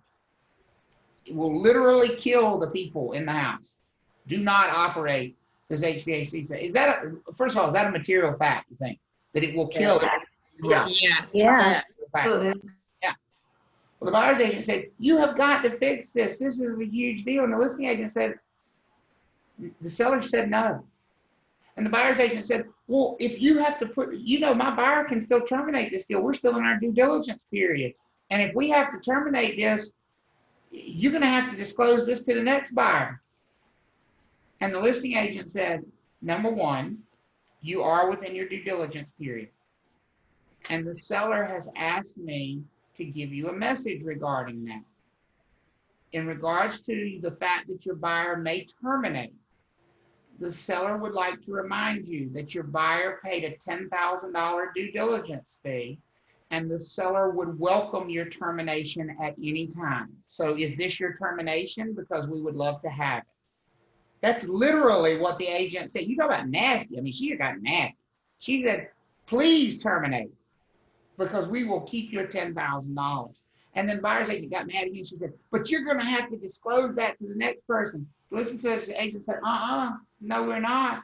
We'll use the $10,000 to fix the AC. We're going to use your client's $10,000 for the new HVAC system and sell it for more money to the next person by advertising that it's got a brand new HVAC system. Put that in your pipe and smoke it. Oh, that is so dirty, though. Oh, God. Welcome to real estate. Travis, Terry had a question in the chat. All right, let's see what we got. Terry said, aren't you protected, though, because of the material facts that must be informed? So you... That's what I was thinking. I'm trying to figure out exactly what Terry's asking there. Are you saying our buyers protected? No, what I was saying was, you were saying with the due diligence fee that they can say, well, you only got this amount of days with the due diligence fee, so I'm not going to fix it. You're going to lose your fee. But I'm saying with the material facts that have to be listed, can't you still sue for them not fixing whatever they were supposed to be fixing? Or there's no such thing as whatever they're supposed to be fixing. They're supposed to disclose anything that they knew about or should have known about. So if you were suing, you'd have to make an argument that they either knew about these items, listing agent, because the seller didn't have to disclose anything. The listing agent knew about these items or should have known. If these are hidden items, like in the case of the heat exchanger, there's no way. By the way, the HVAC system was working. If you turned it on, it heated. So there's no reasonable way that the listing agent could have or should have known about that problem that was revealed during an HVAC inspection. Okay. So there's not much recourse there. But wouldn't they known if it had killed somebody? I'm sorry? Wouldn't they have known if it would have killed somebody? Well, that's what the HVAC inspector said. Clearly, it hadn't killed the sellers yet. But that's what he said. He said it was dumping carbon monoxide out, and he was amazed it hadn't killed somebody already. Well, maybe that's why she was so. Obviously, it becomes a material fact from that point forward, but that doesn't help the buyer who's already paid a $10,000 due diligence fee. So lesson there is, be careful when you pay these big due diligence fees, because you're giving the seller permission to run all over you in negotiations for repairs. Does that make sense for everybody? Yeah, I have a question, Travis. Yep. So does a due diligence fee, does it all go to the seller, or is it split determined between the agent? Mm-mm. So the seller gets all of that money. Yep. Nothing goes to the listing agent. That's it. Okay. Seller's money. Yes, ma'am, Elizabeth. This is only true when you're in this kind of buyer's or seller's market, when you've got multiple people scrambling. Because if you've had your house on the market for 6 months and now you've got a buyer, it's a different game. That's exactly right. And that's why I pointed out, like with Caitlin earlier, I said, when she's paid a zero due diligence fee, that seller is much more likely to be amenable to making repairs, or a seller who's been on the market for a long time. So it's all about the relative, sort of aspects of your market for sure. Okay. But the contract doesn't change no matter what those things are. As far as the right to inspect, this is one of the few promises that the seller does make in this contract, outside of just conveying good marketable title. It says here that the buyer has the right to inspect, and it says that the seller will make the property available for those inspections. So, and it also says, by the way, that they'll include working utilities so that the buyer can conduct their inspections. That's one of the promises that the seller makes, is to make the property available and have working utilities so that the buyer can conduct any of theirs. And then they have this big red box in there, which is just a final reminder to the buyer that you are absolutely strongly encouraged to complete all of your checks and inspections and everything you want to do prior to the expiration of the due diligence period. And it makes it very clear, if you screw up and you need more time, the seller is not what? Obligated to grant an extension. They are not obligated to give you an extension of that period of time. And most sellers will not give you an extension of the due diligence period. Okay. I hear this sometimes. People say, oh, this property is being sold as is. And my response is, well, if it's being sold using the standard offer to purchase and contract from the North Carolina Association of Realtors, then they're all as is. Because this contract says as is. It says the property is being sold in its current condition. Current meaning the time of offer. So that's a way of saying the seller is not guaranteeing they will do what? Any repairs. Any repairs. Any repairs at all. And so buyers, again, need to be reminded of that when they decide how much to offer as a due diligence fee. Because the seller is not guaranteeing they will fix anything for you. They might, but they're saying right here, I don't have to. I don't have to. Isn't that when it would be sold and on the for sale sign it would be as is? It doesn't have to be, because the contract says it right here. Okay. I mean, the contract between the buyer and the seller literally says the property is being sold in its current condition. So when people put on the sign that's for sale and it's like sold, like selling as is or whatever, that they don't need to do that? It's unnecessary. That's exactly right. Okay. If they're going to use this contract anyway. Now, if they were going to use a different contract, it might be necessary to say that. But this contract, it's right there in the contract. Okay. It's right there in the agreement. All right. Now, we talk about the earnest money. And we already mentioned this, but this is just a reminder of what the contract says about the earnest money deposit. And this is where test questions are coming from for sure about this form. Again, we know the buyer has the right to terminate. For what reason? What do we say their right to terminate for? Any reason. For right reason. Any reason or no reason? Or no reason. Or no reason, right? And it reminds us all of that. Buyer shall have the right to terminate his contract for any reason or no reason by delivering to the seller written notice of the termination during the due diligence period. Look at that last sentence that's already underlined there. If the buyer timely delivers the termination notice, this contract shall be terminated and the earnest money deposit shall be refunded to who? Buyer. The buyer. Now, I saw a question from Ethan as I was just looking back up over there in the chat. Ethan asked about who would be the escrow agent. Well, first of all, there would only be an escrow agent if there were an earnest money deposit. Remember, due diligence fees do not go into escrow. Where does the due diligence fee go? Straight to the seller. To the seller. But the earnest money deposit, that is going to be money that we would place into an escrow account or trust account. I mean the same thing. Who's going to hold it? That's up to the buyer and the seller. There's actually a line on the contract where they write in who the escrow agent is going to be. They can choose the listing firm. They can choose the firm holding the firm representing the buyer. They could choose the closing attorney. Listing firm is the most common traditional choice, but closing attorney is becoming much more common these days. And so if there is an earnest money deposit, there will be an escrow agent named in this agreement. And what does it say the escrow agent will do with that earnest money deposit if the buyer terminates during the due diligence period? Will be refunded. Refunded back to the buyer. Very clear. Everybody agree that's a really clear statement. If you terminate during the due diligence period, it doesn't matter why you're terminating. What are we going to do with your earnest money? So these people, $7,000, what's going to happen with it? Will be refunded back to them if they decide to. But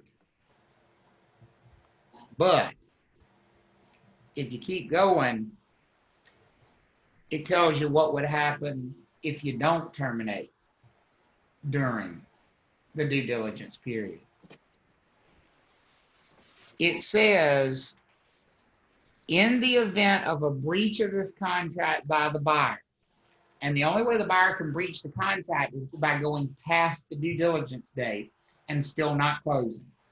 Because it's not a breach if they don't close before the due diligence date, because they have the right to terminate. Does that make sense to everybody?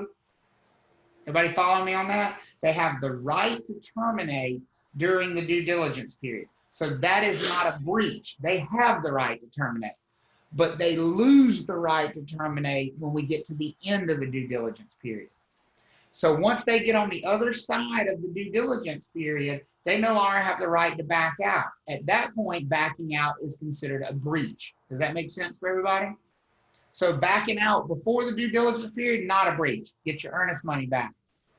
Backing out after the due diligence period is a breach. And what does it say will happen with the earnest money? It says, in the event of a breach, the earnest money shall be paid to the seller as liquidated damages. A couple of things to talk about there. So right there, after the due diligence fee, if the buyer cannot close or will not close, what happens to their earnest money? They lose it. They lose it. To who? To the seller. To the seller. And then this phrase, as liquidated damages. What did we say that means yesterday? You settled out of court. Means it's settled out of court. It means they've already agreed to the amount and neither one can do what? Sue for more. Can sue for more. So basically, here's what my buyer and my seller and that buyer have agreed to. They've agreed that the buyer will pay $5,000 for the period of time starting today and going through August 17th. After August 17th, they have further committed how much more money?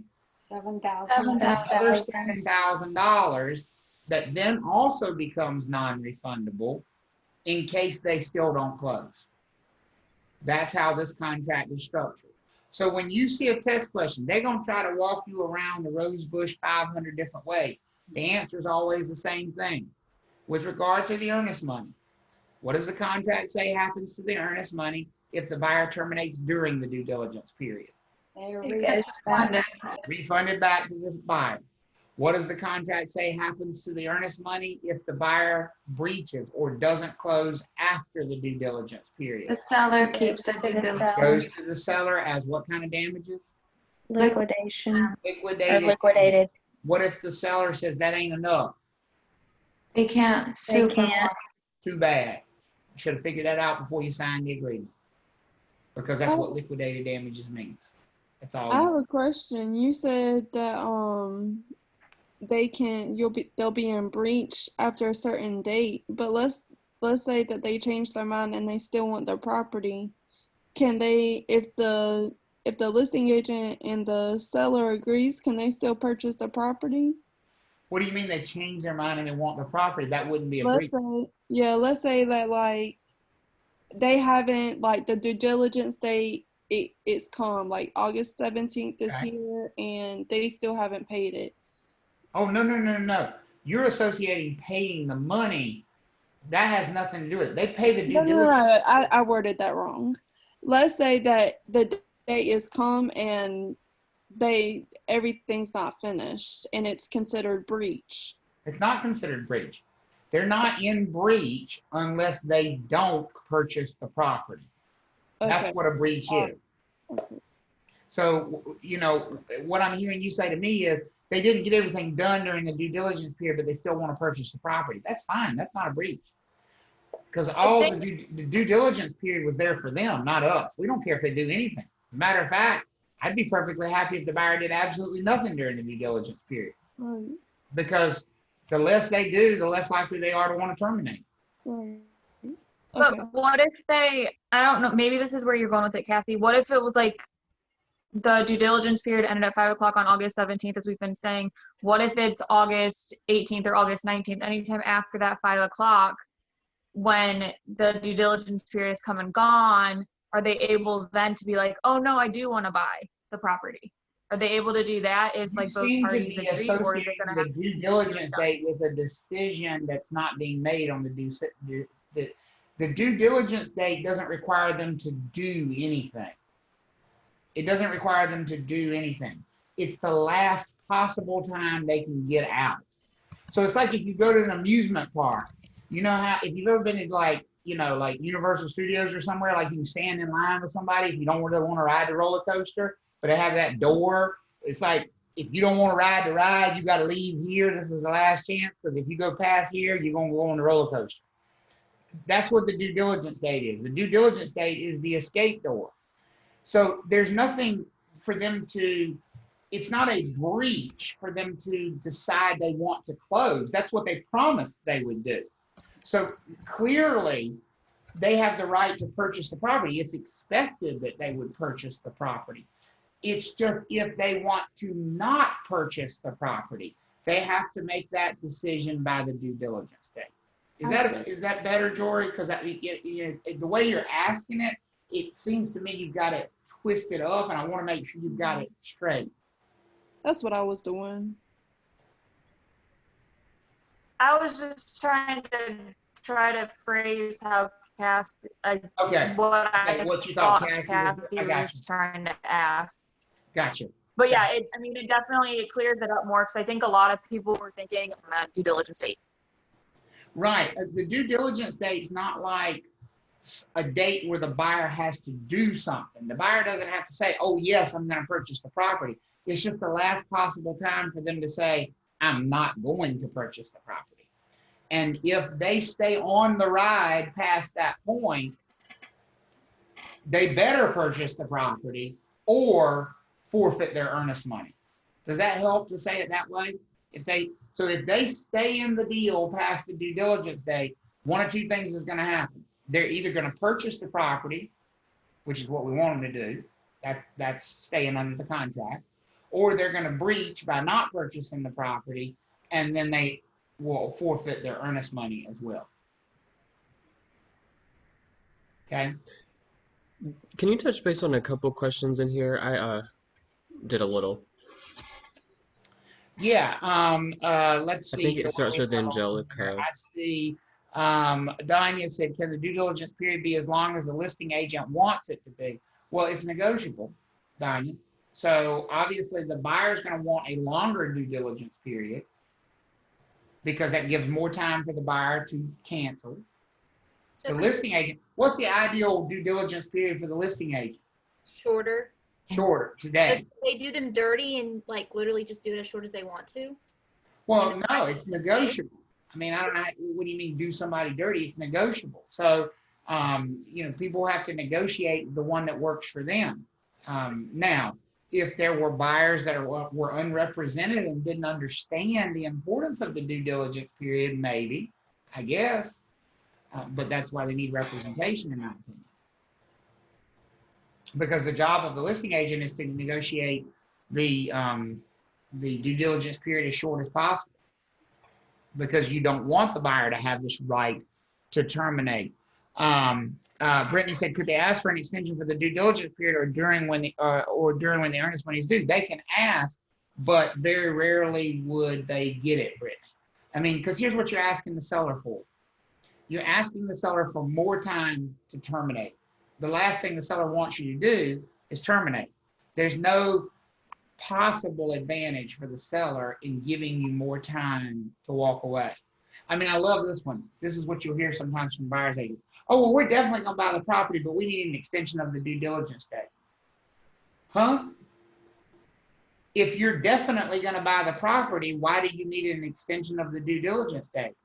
The only thing the due diligence date gives you is the right to what? To not buy the property. Right. So you're literally asking me for more time to decide not to buy this property. As a listing agent, it's going to be hard to make that sale. Now, would we grant one? Sure. For more what? For more money. More money. You want more time? Could you ask for an extension, let's say for in the case of inspections being done and things like that? Yeah, you can ask.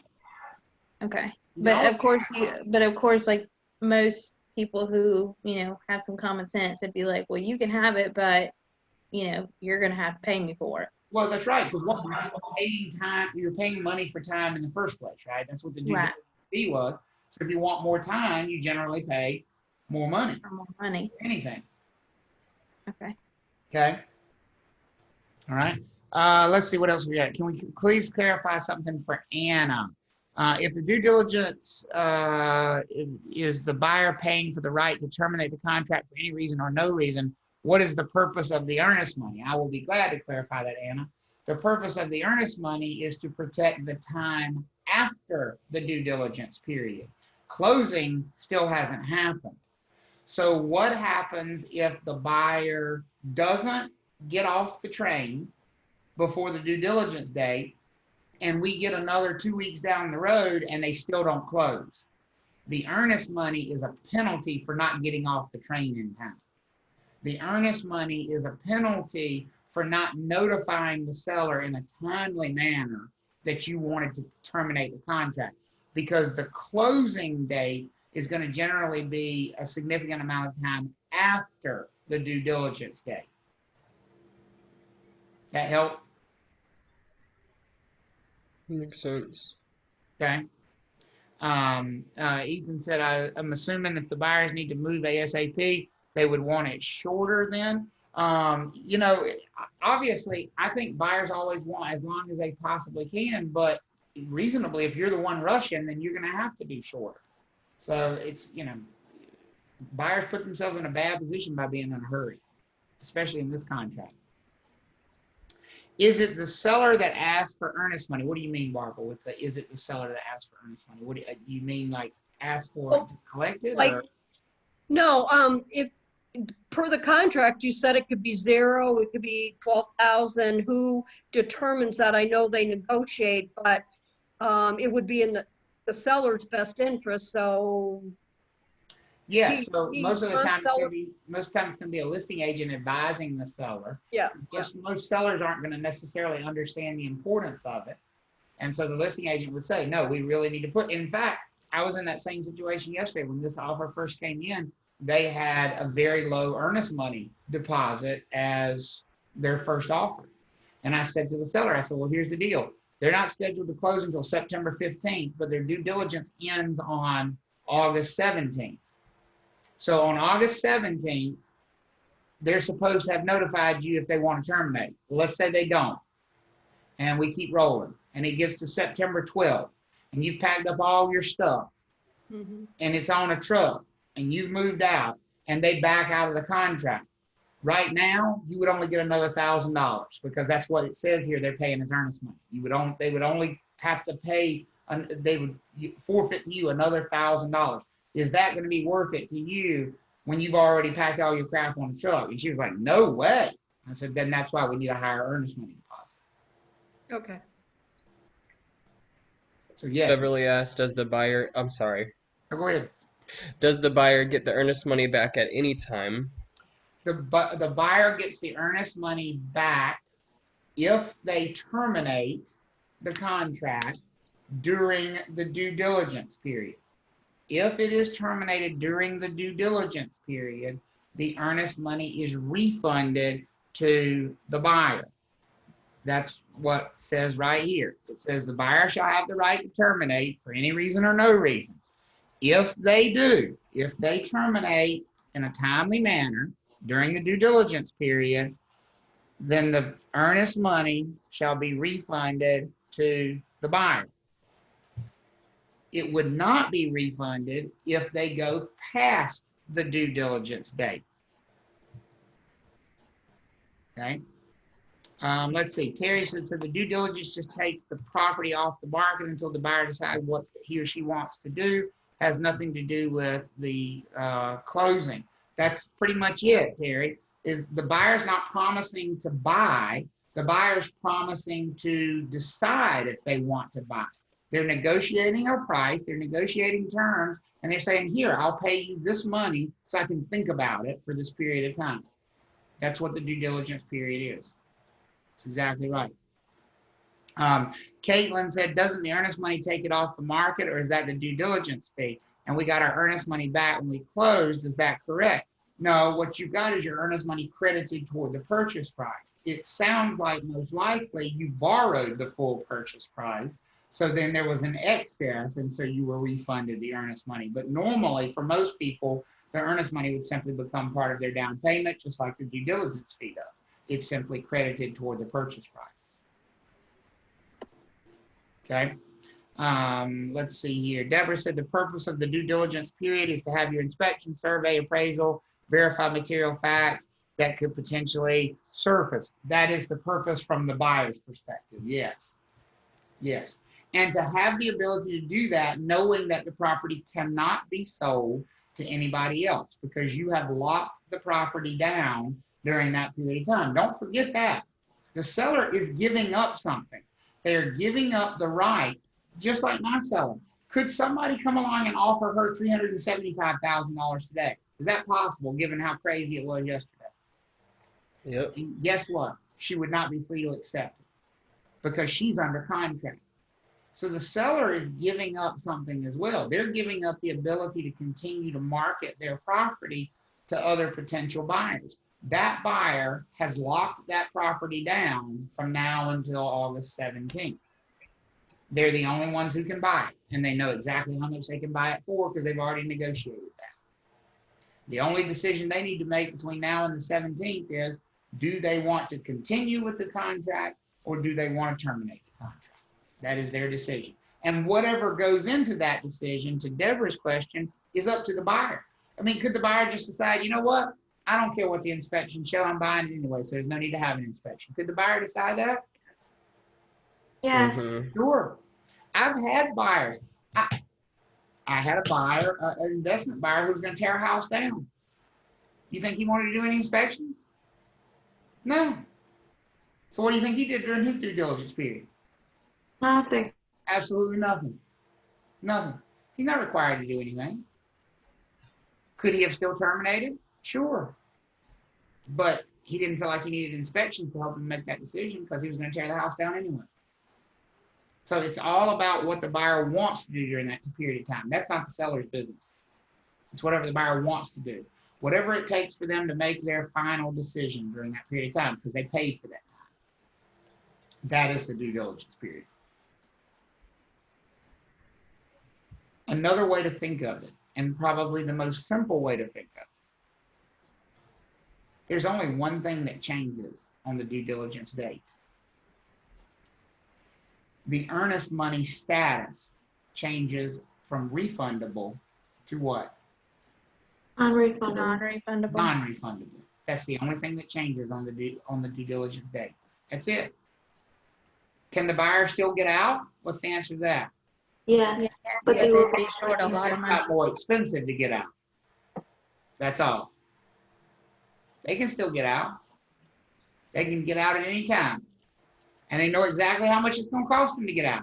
Because they can look at there and they can say, okay, my due diligence fee was this, my earnest money is this, add the two of them together, that's what it's costing me to walk away from this stuff. Of course, if they get out before the due diligence date, then the only one of those they would lose would be the due diligence fee. No, they would lose the due diligence. They would get their earnest money back. Yeah, sorry. Okay.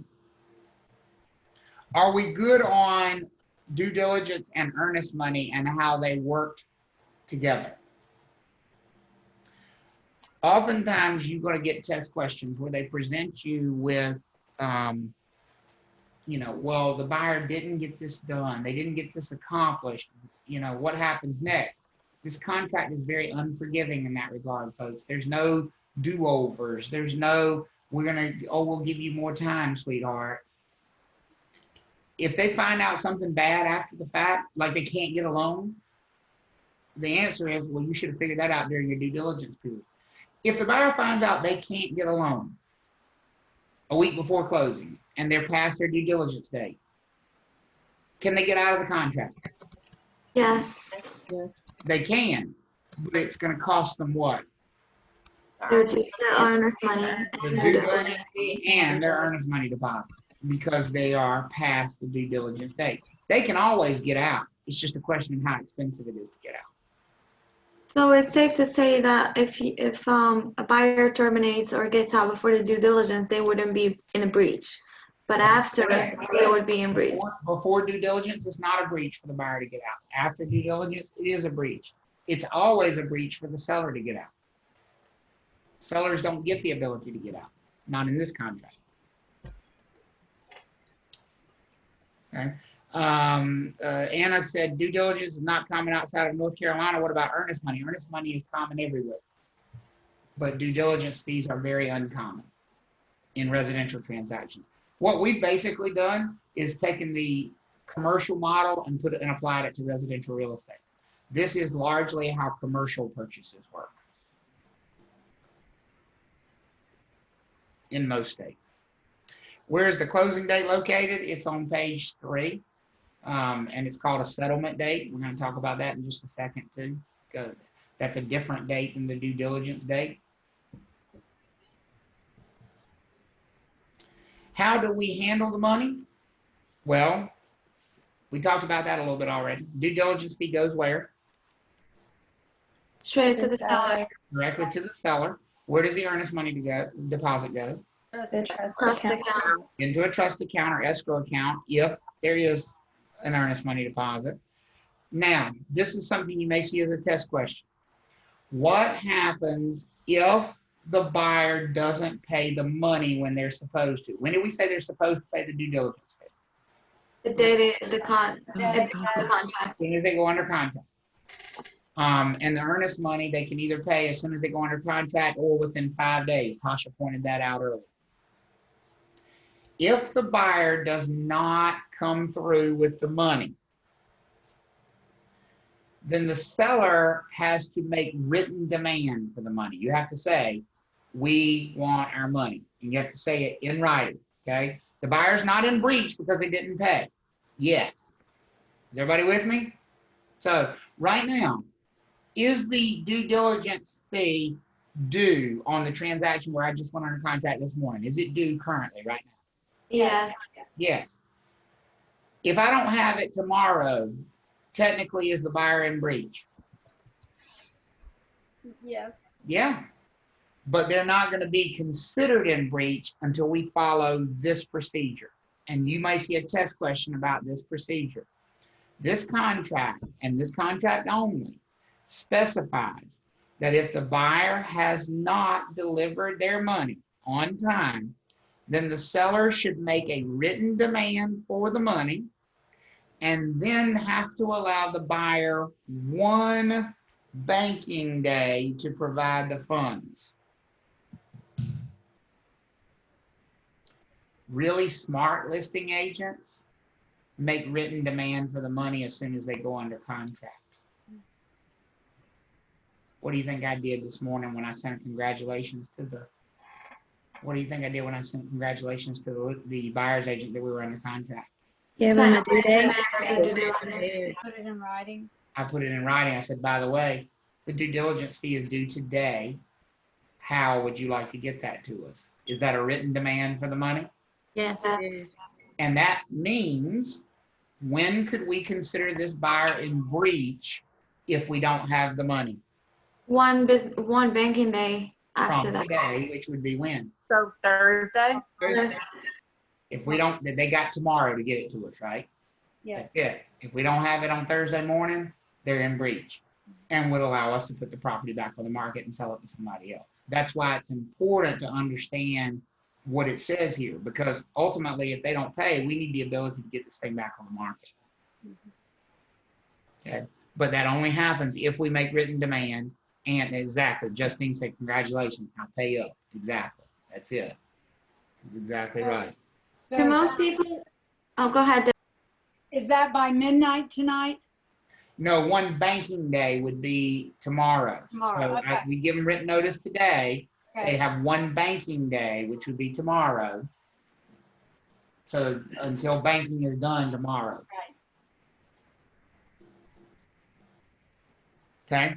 Yep. That's if the buyer doesn't pay. So you better be ready with that due diligence fee. And by the way, this is where it is in the contract. It's right on the bottom of page 1. It says, should the buyer fail to deliver either the due diligence fee or any initial earnest money deposit by their due dates, it says the buyer shall have 1 banking day after written notice to deliver the funds. So it's literally written right there in the contract. Terry said, so the 1 banking day only starts once the buyer receives notice or when the seller sends demand, when the seller sends a written demand. So when the seller says, from written notice from the seller, you owe us the money. And that could be from seller's agent too, so listing agent, same thing. That's when the 1 banking day starts. So as Justine said, that was exactly my message. Congratulations, I look forward to working with you. You owe the due diligence fee. Where's it at? So as soon as you sent the contract over, you sent her this. Right. I sent it, when I sent the contract and the email that I attached the contract to, I said, by the way, the due diligence fee is due today. When can we expect to see it? I made written demand for it right in the same email where I said, congratulations. Is there a name for this form? Like, this is the contract. This is not a form. This is the contract. It's literally right there in the contract. Okay, and that's what we're making sure you know what's in this contract.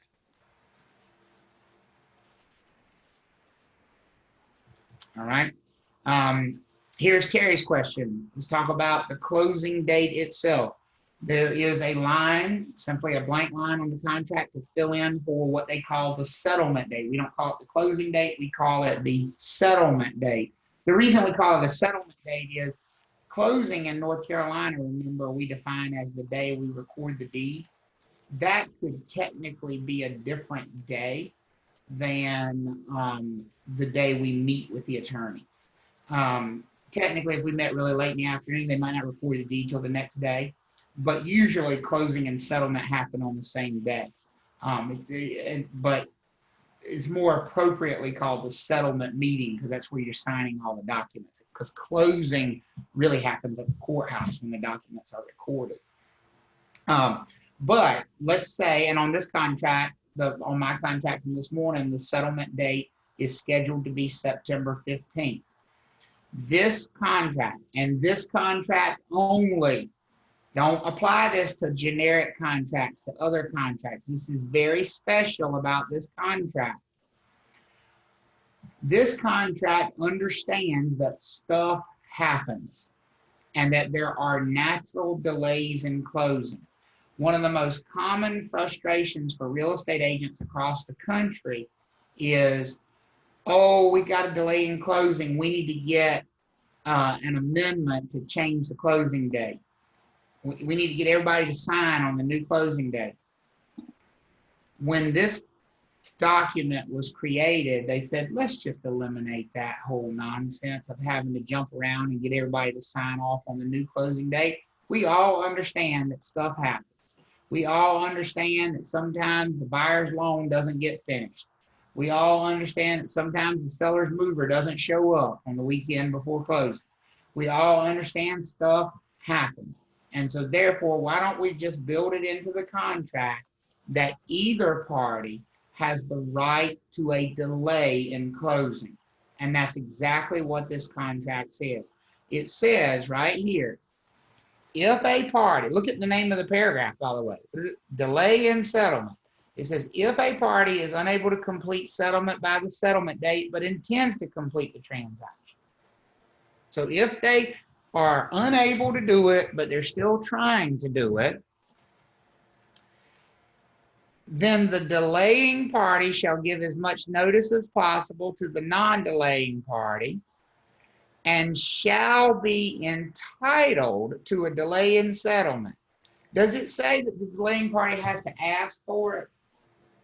Does it say they have to say, pretty please, can we have a delay? Or does it say? No, they just have to notify. They just got to notify, and then they're entitled to it. Does that make sense for everybody? Yes. It says you're entitled to a delay. And people say, well, how much of a delay? Guess what? It's right in here. How much of a delay? 14 days. Up to a maximum of 14 days. So, when you're presenting this contract to somebody, and you will be presenting this contract because it's the most commonly used one in North Carolina, when they say, what day are we closing on? You shouldn't say we're closing on September 15th. You should say we're closing sometime between September 15th and September what? 29th. 29th. Because that's what the contract actually says. Does that make sense for everybody? And by the way, this delay is good for either party.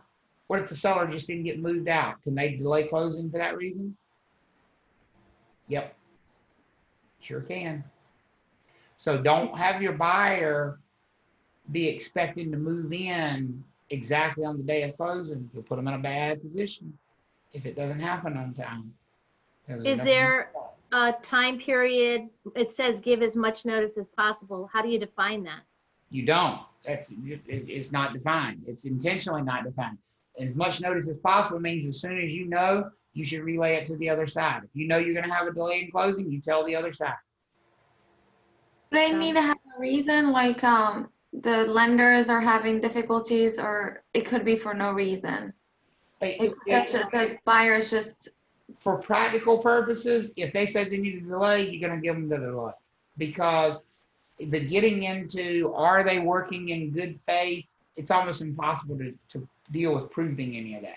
So the practice, because of the way this is worded, is if somebody says they need a delay, then you give them the delay.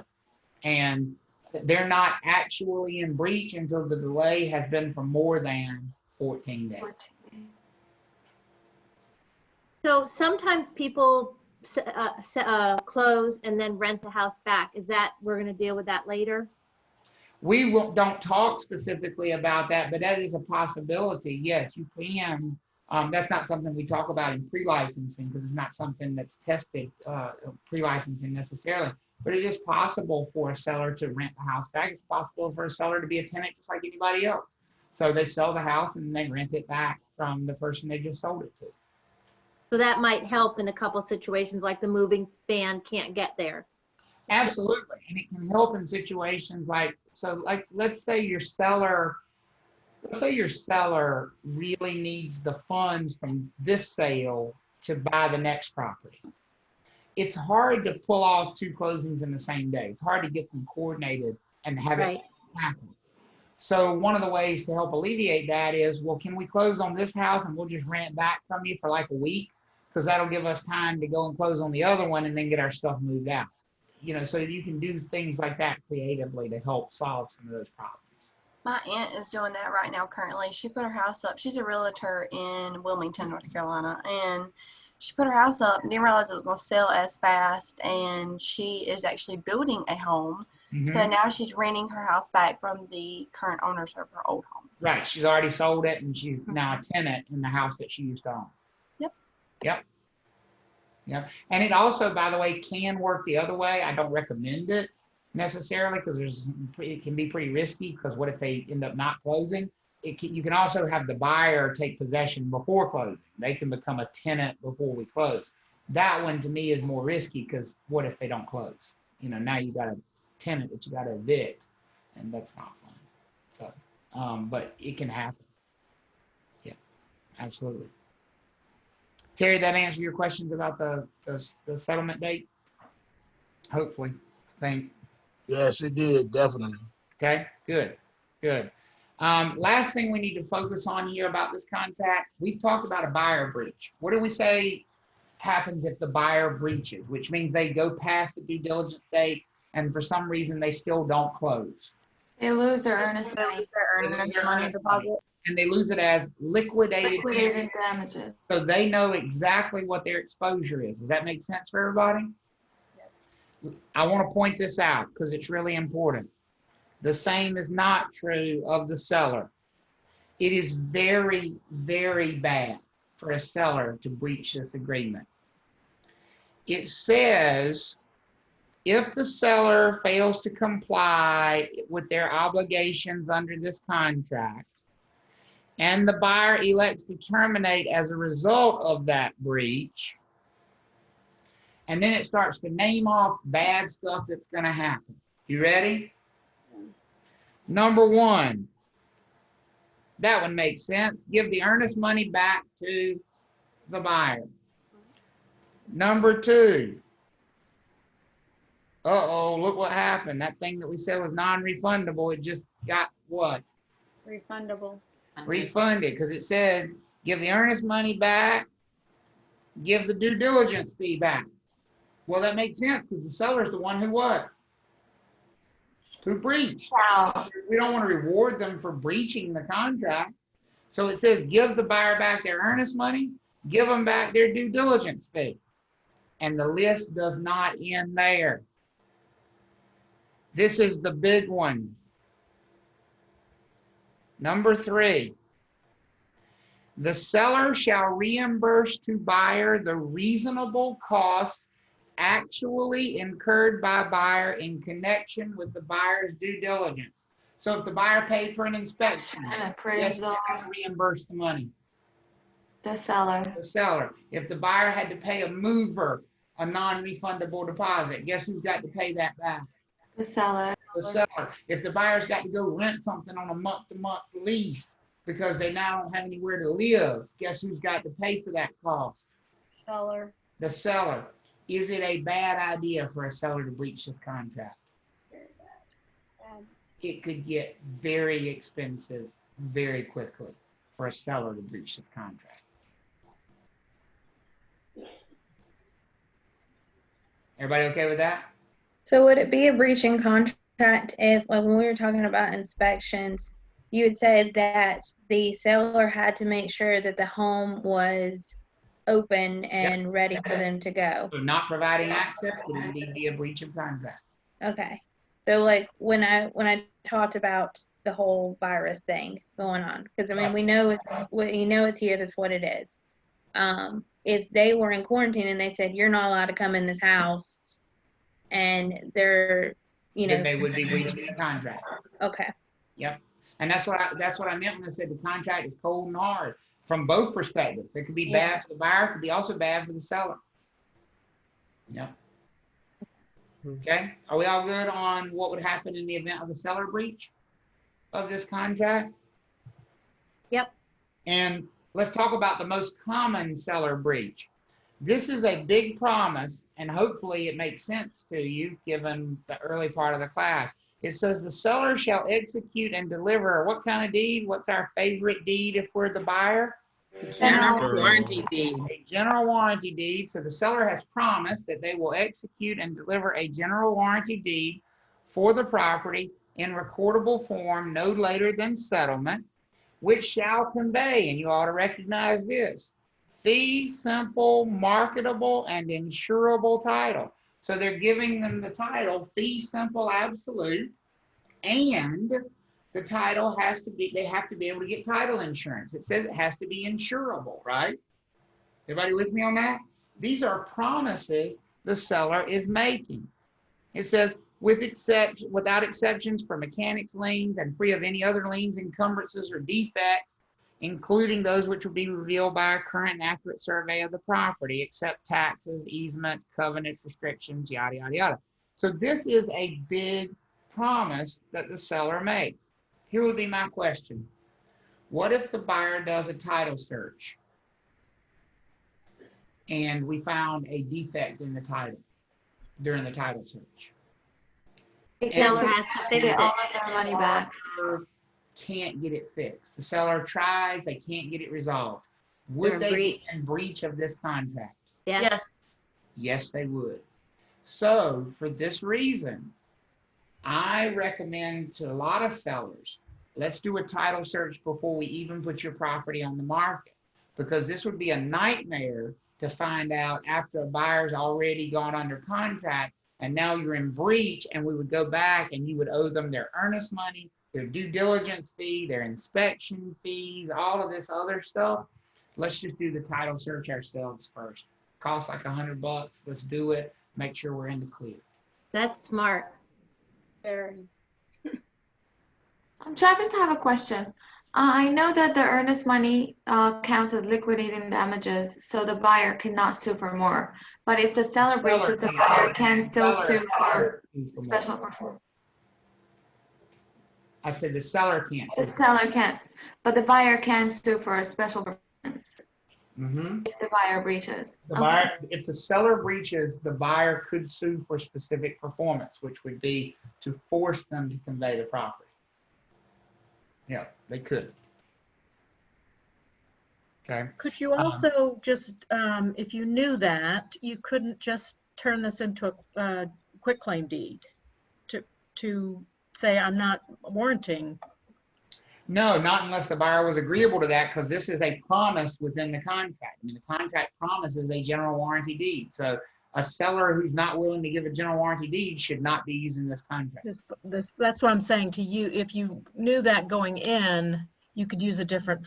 That's exactly right. If I knew going in that we had a potential title issue, or that my seller was only willing to do a special warranty deed because of a potential title issue, we would not be using this contract, because this contract, they can't live up to that promise. So you would have to have an attorney draw up your contract for you, because that's standard. That's exactly right. We'd have to have an attorney draft a contract for that, so that it specified a different type of deed, or didn't specify the type of deed, but it certainly couldn't. This paragraph would be problematic. Okay. And Shane brought up a great point as well. Shane said, not to mention if the seller breaches the contract, they would still potentially owe the listing firm a commission. Is that a good point as well? Yep. Because the listing firm did their job in producing a ready, willing, and able buyer. So there's a lot of potential risk for a seller if they breach this contract. That's a great point. Okay.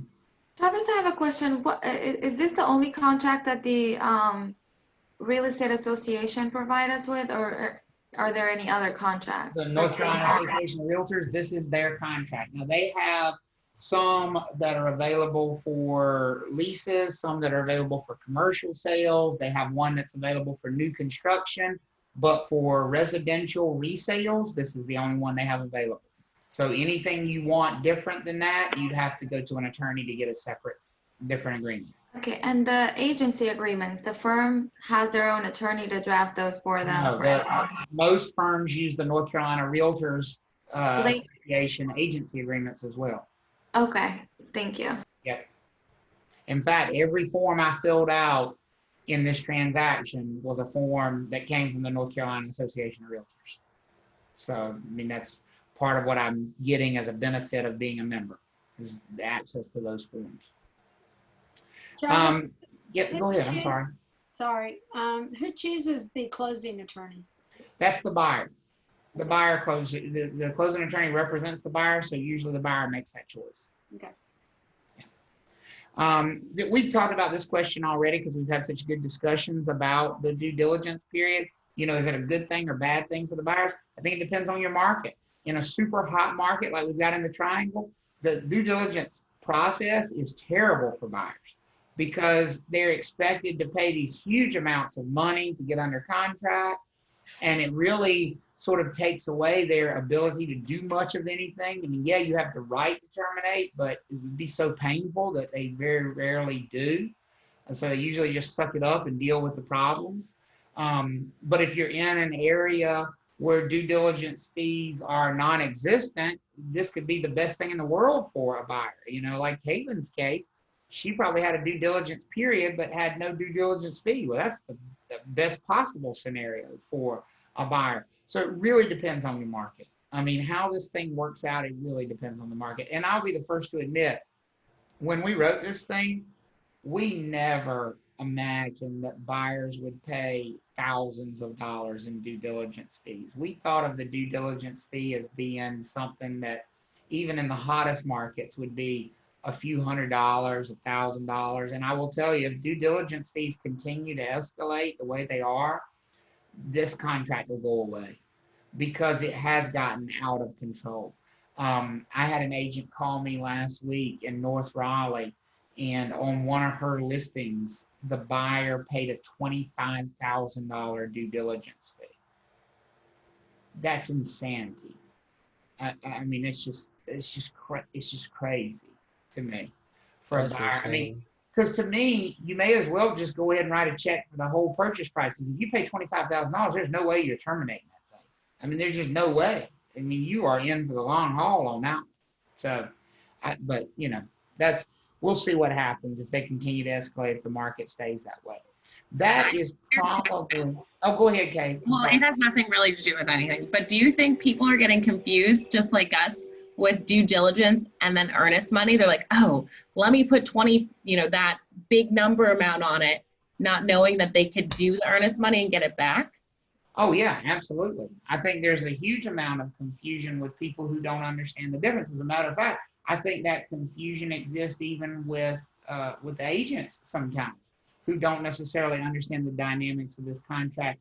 I had a specific one that I saw happen with an inexperienced agent, and unfortunately I saw it after the fact, after the complaint was filed at the Real Estate Commission, and I looked through things and I know exactly what happened. Inexperienced agent in Raleigh, they were new, provisional broker.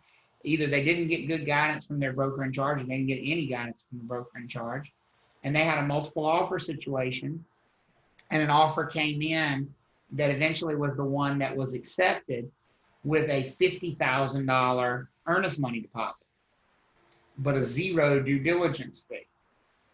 And the due diligence period ran all the way up to the day before closing. So it had a due diligence fee of zero, but a due diligence period that went all the way up to the day before closing, and they made a $50,000 earnest money deposit. And here's what happened. The buyer terminated the contract 2 days before closing. So how much money did the seller get to keep? None of it. Nothing. And the seller was under the impression that they would get to keep $50,000 because the agent had not explained to them well enough the difference between a due diligence fee and an earnest money deposit. and they had been wowed by this. Oh my God, look how serious they are, $50,000.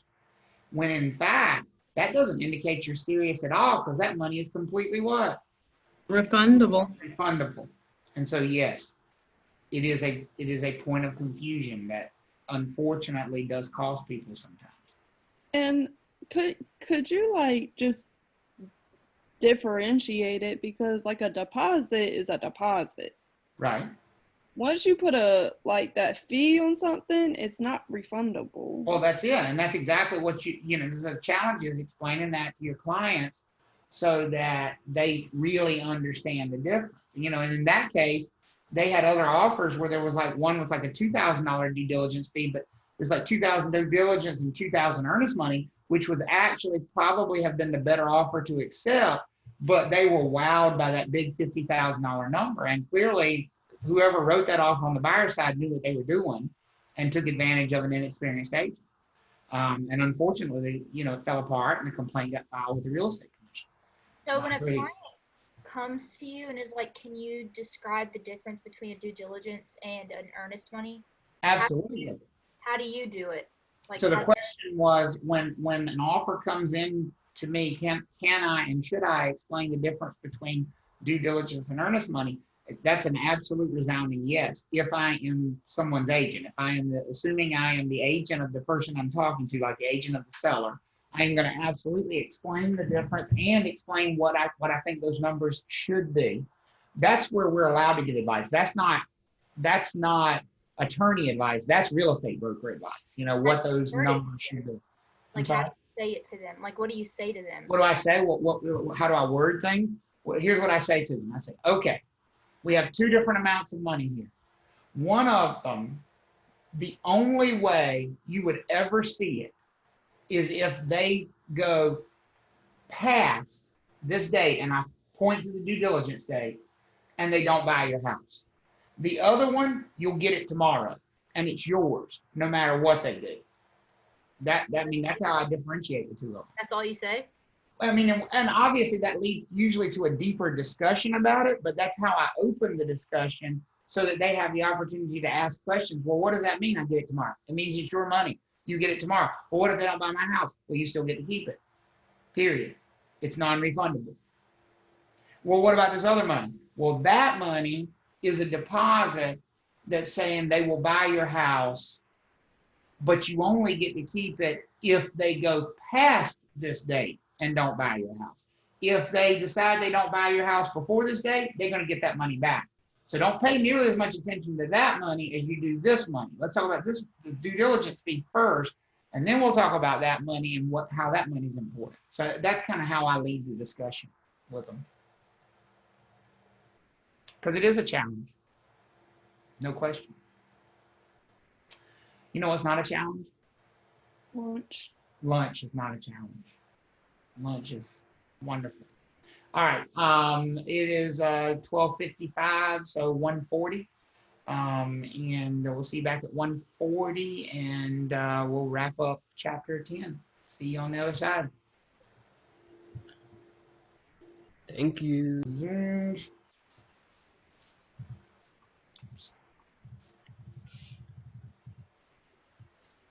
All right, when we left off before lunch, we talked about extensively the North Carolina Realtors standard offer purchase and contract and the specifics of that contract. Now we are moving away from that specific contract now, and we're moving back into sort of general contract stuff. So just as a vocabulary term that we need to learn, the word addendum, or the plural, which is addenda, addendum, addenda.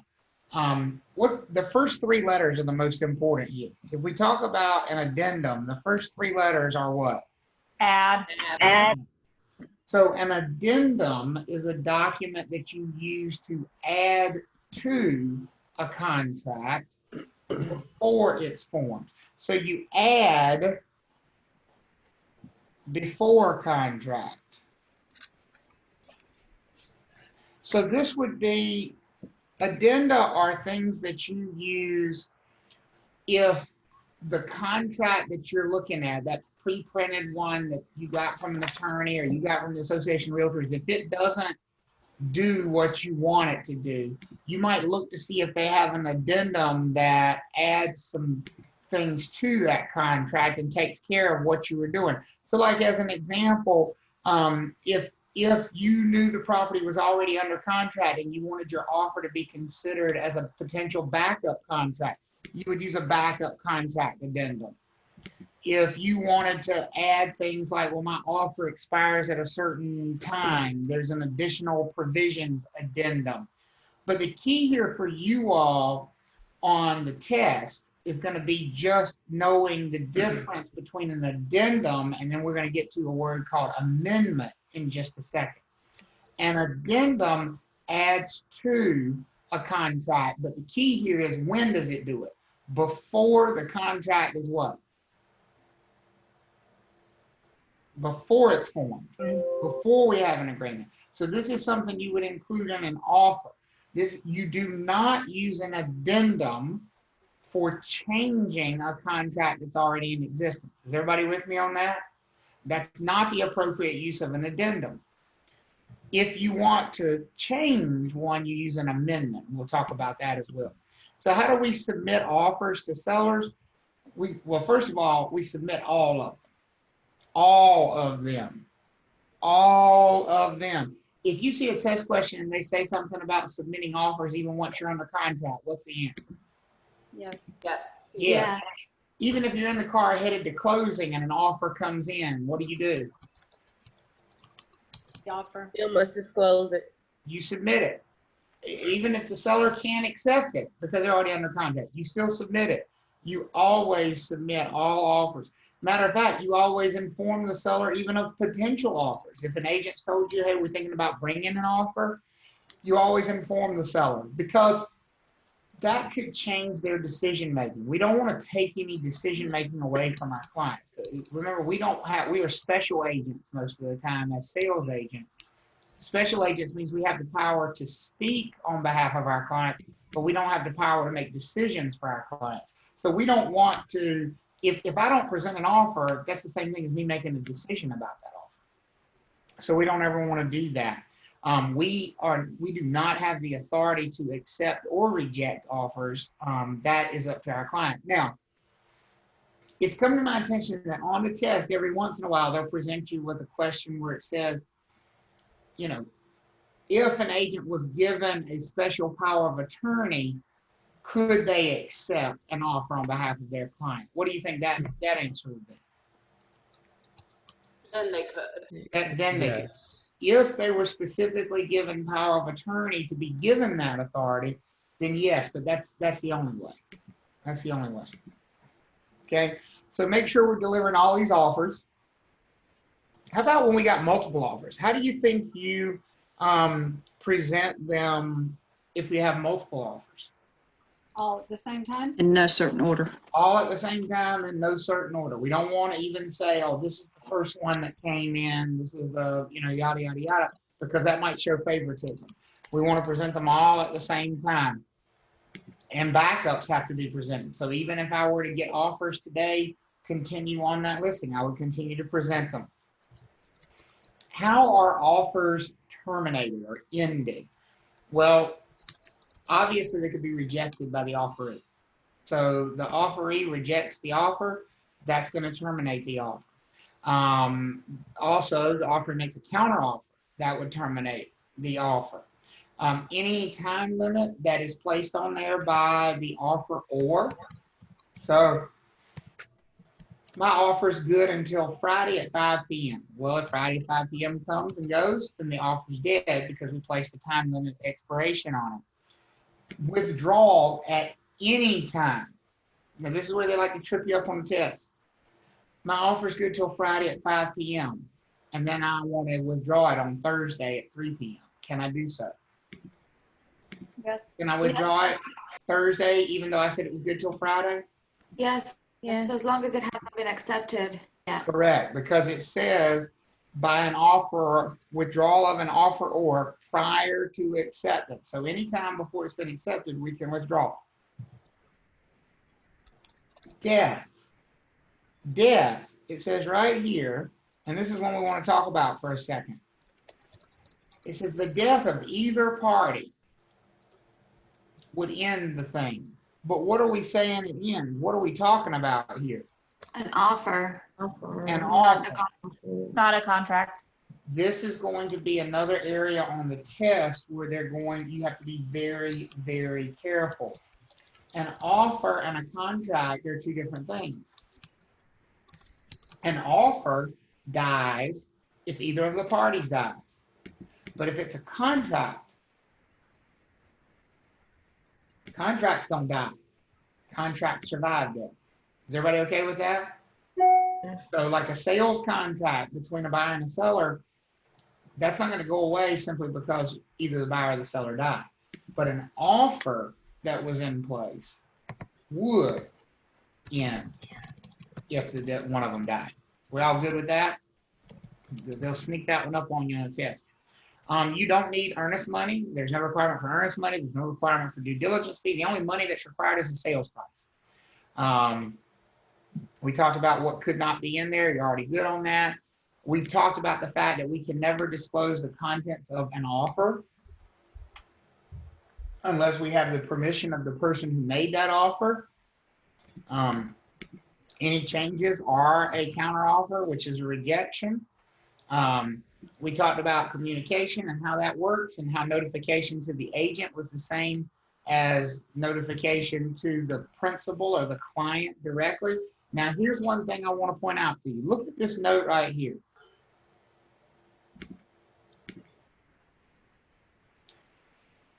It says, in a dual agent situation, notification to any broker affiliated with the firm is notification to all parties because the firm represents all parties. I'm going to show you what that means as a practical difference, okay? I'm going to make up a quick scenario, and I want you to listen. I know some of you are not auditory, so I'm going to tell you to listen, okay?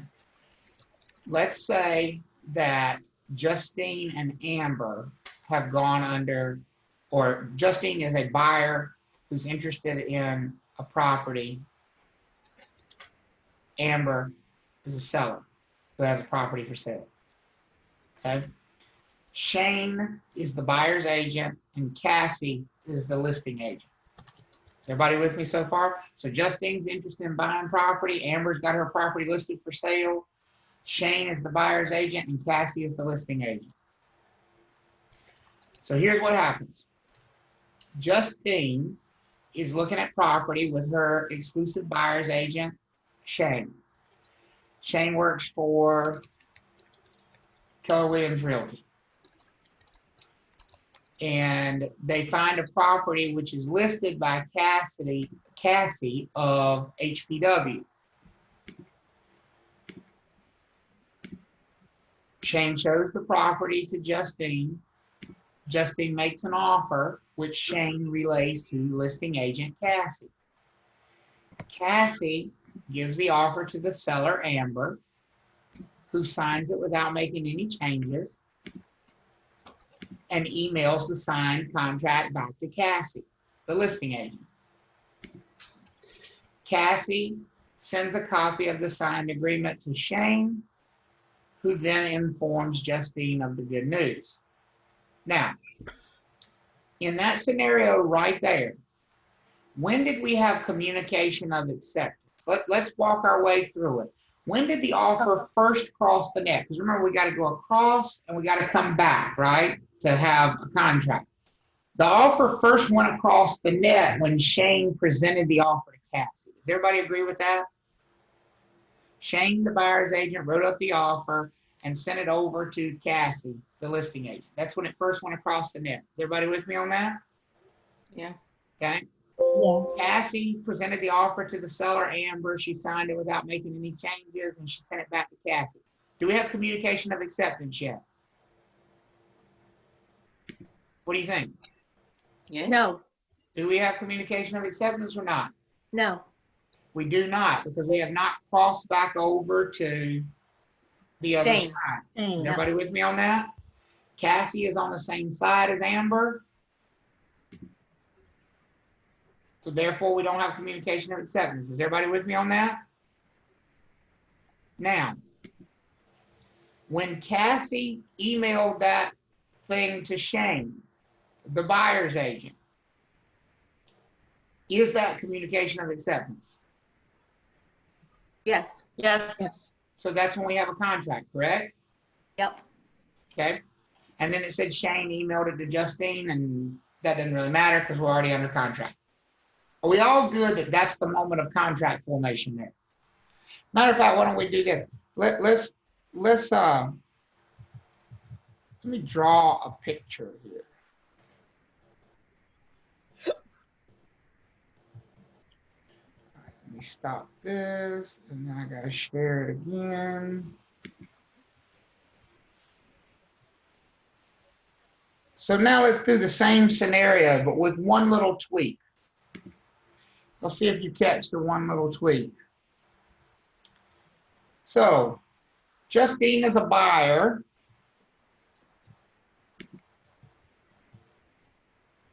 Who's looking at properties with her exclusive buyer's agent, Shane,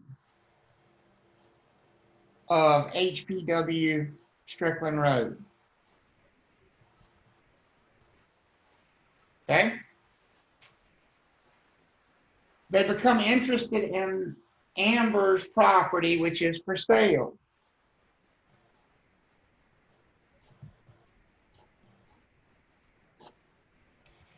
And Justine decides that she wants to submit an offer. Everybody with me so far? Yes. So Justine writes up the offer with her agent Shane, and Shane sends it to the listing agent, Cassie. That's the same thing we had before. Everybody with me? Mm-hmm. So here's the status of things. The offer comes from Justine to Shane. Shane sends it over here to Cassie. And of course, we imagine there's a line down here between the middle of them. Cassie submits the offer to Amber. Amber signs it without making any changes and sends it back to Cassie. And then Cassie does what? Sends it to Shane. Cassie calls Shane, emails Shane, and tells him we're under contract. Shane informs the buyer. Well, the moment we're under contract is right here. Does that make sense for everybody? The moment that Cassie called Shane. That's the scenario we just went through. Is everybody with me on that? Yes. Yeah. What if I said, Cassie is also of HPW? Then it's as soon as the moment when we have communication of acceptance. Yes. And here's why it changes. Simplest way I can show you. If Cassie is also of HPW and Shane is of HPW Strickland Road, they're both of HPW Strickland Road office. What kind of agency are we talking about here? Dual agency. Dual. How about that right there? If they are both represented by the same firm, is there really a line between them? No. Because if they're both represented by the same firm, doesn't the picture look more like this? Buyer, Justine. And who do we say was representing Justine? HPW, Shane. Shane of HPW. But if it's dual agency, who's also representing The firm? Justine? Cassie. Cassie, the listing agent. Cassie of HPW, correct? Yes. And then over here on the seller side, you've got Amber, the seller, but you've also got Shane of HPW and Cassie of HPW. Isn't that true of dual agency? Yes. Now you think about that same offer. Justine writes the offer up with Shane. Correct?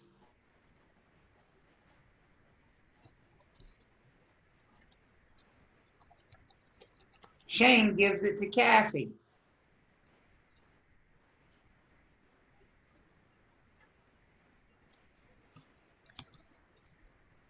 I have to do it twice because it's dual agent. Cassie gives it to Amber, who signs it without making any changes.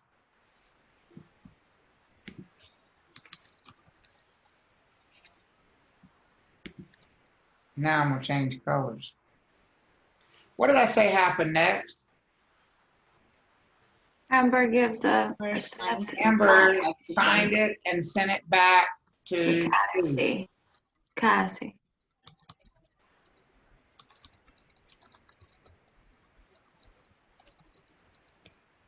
Do we have arrows going in both directions now? Yes. We do. So we have a contract. We have a contract the minute Amber sends it back to Cassie. Another way to think of this, instead of drawing them in separate columns, couldn't we just do it like this? Couldn't we have buyer, Justine, and seller, Amber, but then have Shane and Cassie sitting here in the middle? Because because they are one firm, when the buyer first makes that offer, she's making it to the whole firm. Does that make sense? And if you made it to that firm also represents the seller, so you've made it there. And when Amber signs that offer and sends it back to Cassie, she's not just sending it back to Cassie, she's sending it back to everybody at the firm. And doesn't everybody at the firm also represent Justine? So the answer of when we have a contract is different when you're in dual agency. When you're in dual agency, because all of the agents are on all sides at the same time, as soon as you've communicated acceptance to one agent, you've communicated acceptance to all of them, which means you communicated acceptance to both the buyer and the seller.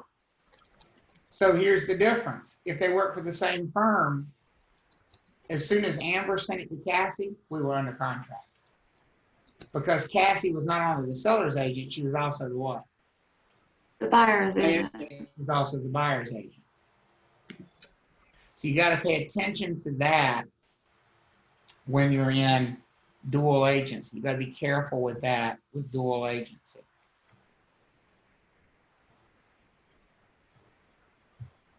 Back here.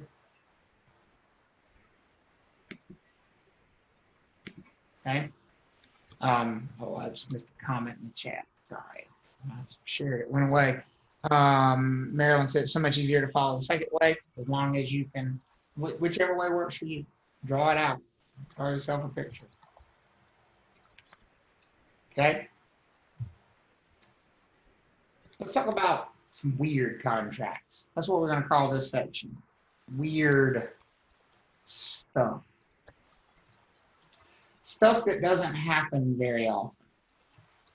These are types of purchase agreements that don't happen a lot.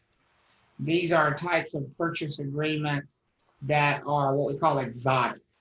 They absolutely happen, and you need to know them for the test, but they are much less common because they are a little bit odd. Seth, I think your typing is getting picked up. Okay, so sorry. Thank you. There, but I think it's your typing that's getting picked up. You're fired. No, I didn't. I'm kidding. I'm kidding. So let's talk about the installment land contracts. first of all, before we get into this weird stuff, you should recognize that these are weird. Everything we're about to talk about, the installment land contract, the option to purchase, rights of first refusal, there are no standardized forms for this stuff. This stuff is going to be a one-on-one, take it by case, get an attorney, you know, for every single one of these transactions. These are very specialized transactions. And in a lot of cases, you'll go your whole career and never participate in one of these transactions. But you do need to know them for test taking purposes. And they have been around in some cases for a very long time. So let's talk about the installment land contract. Most of you have probably never heard that phrase. You never even thought about such a thing. But how many of you, just kind of like show of hands or whatever, how many of you have ever heard somebody say rent to own? How many of you have ever heard that phrase? I'm going to rent to own something. This is the real estate version of rent to own. Let's be clear. There is no real such thing as renting to own real estate in North Carolina. That does not exist. It's not a thing. But what is a thing is something called the installment land contract. It is also called a land contract or a contract for deed.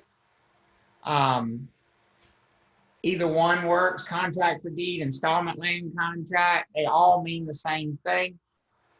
This is what people mean when they say rent to own. Here's why I want to point out to you it's not rent to own, because there's no rent. It's not rent. It is owning, but it's owning by making small payments to the seller.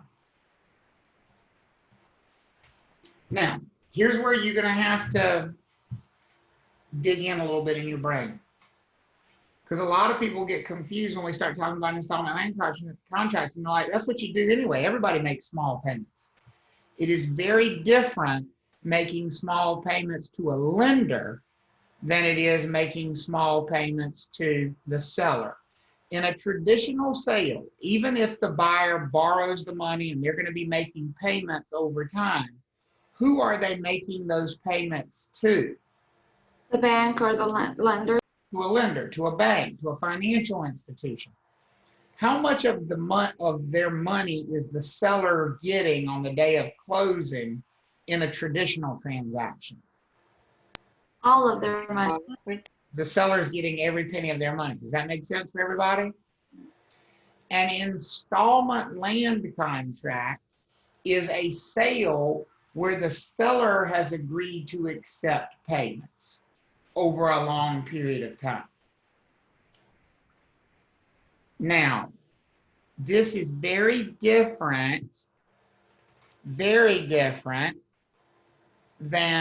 a normal finance sale.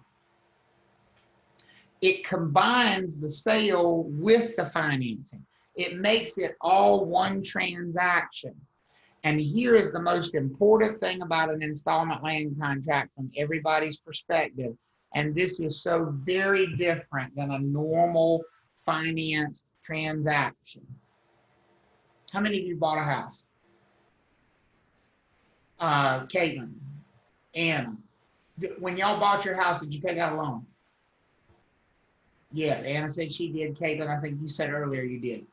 When did you get the deed for your property? You still waiting for it, or did you get it the day you closed on the property? When did you get the deed? Got it the day I closed. Got it the day you closed. Whose house is that, Caitlin? Mine. You making payments on it, aren't you? Mm-hmm. But you said it was yours. That ain't right. No. Yes, it is. Yes. It's hers. How do I know it's hers? Because if I pull the county records and that tells me who the owner of record is, whose name's going to be on there? Mine. Caitlin's name's there. Anna's name's on her deed. They own it instantly. They're making payments to a financial institution, and the property has been pledged as collateral, but the financial institution would have to take it back from them if they stop paying. They'd have to foreclose. Does that make sense for everybody? They have to go through the act of foreclosing because Caitlin owns that property. Anna owns that property. In an installment land contract, you will not get title. You will not get a deed. You will not get ownership of the property until you have made every single payment.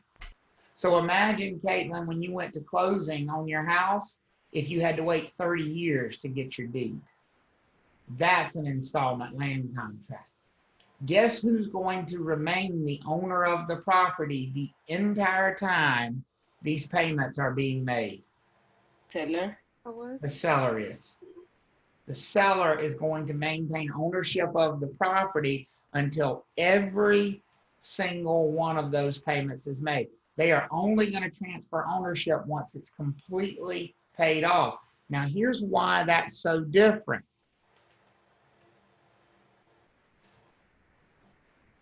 What do you think happens if the buyer stops paying? The seller holds the deed or title or. Seller has deed and title, so what can they tell the buyer? To leave. Kick them out right away. Get out. Bye. And I've had people say, well, that's no different than foreclosure. Oh, yes, it is. Let me tell you how it's different. Anna, you said you took out a mortgage, you bought your house, correct? Correct. Do you have any equity in your house right now? Is it worth more than what you owe? Yeah. Okay. So if you got in trouble for some reason and you couldn't make the mortgage payment, what would you probably do? I guess take out a loan on my equity to use that money to pay my Take out a mortgage. loan on your equity? That's one option. Could you sell it? Sell it. Sell it. Sell it, keep the equity and go do something different? Could you do that? Sure. You got all those choices, right?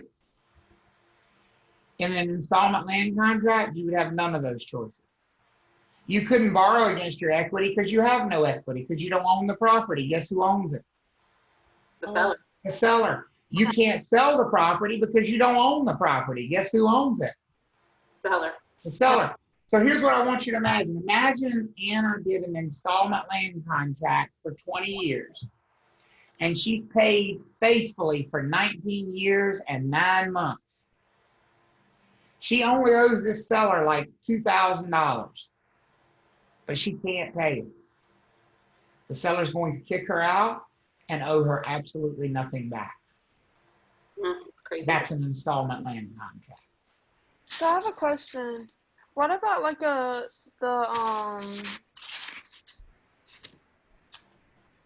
was it? That fee. What happens to like your earned money, and do you pay that at all? What are you talking about now? When you do like a rent to earn and you have your, what was it? I forgot the word. Earnest money? Yeah, I'm not sure where she's going. I know.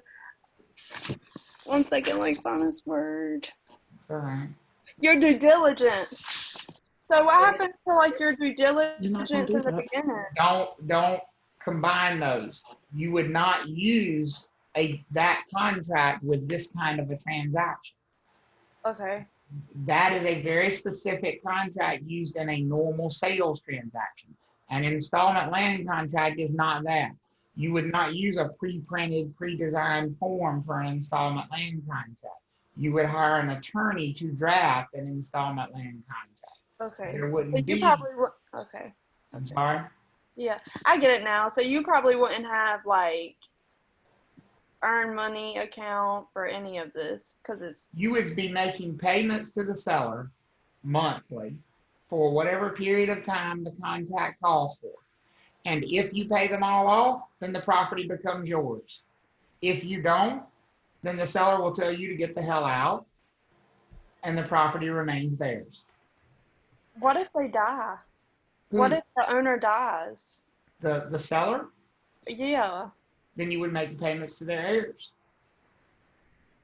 Okay. Because their heirs would now be the owners of the property. And if you pay it all off, it works just fine as a vehicle for purchasing the property. But do you see the danger of this for the buyer? This is tremendously dangerous for the buyer because they don't own the property. They don't build equity until it's all paid off. This is an all or nothing agreement. So here's my question. If this is an all or nothing agreement, what kind of buyers would agree to this? What kind of buyers are crazy enough to do this kind of thing? Ones without money or a loan, don't approve for a loan. Bad credit. Desperate people ain't got nothing to lose. Desperate people. If you can't get a loan, you're stuck renting.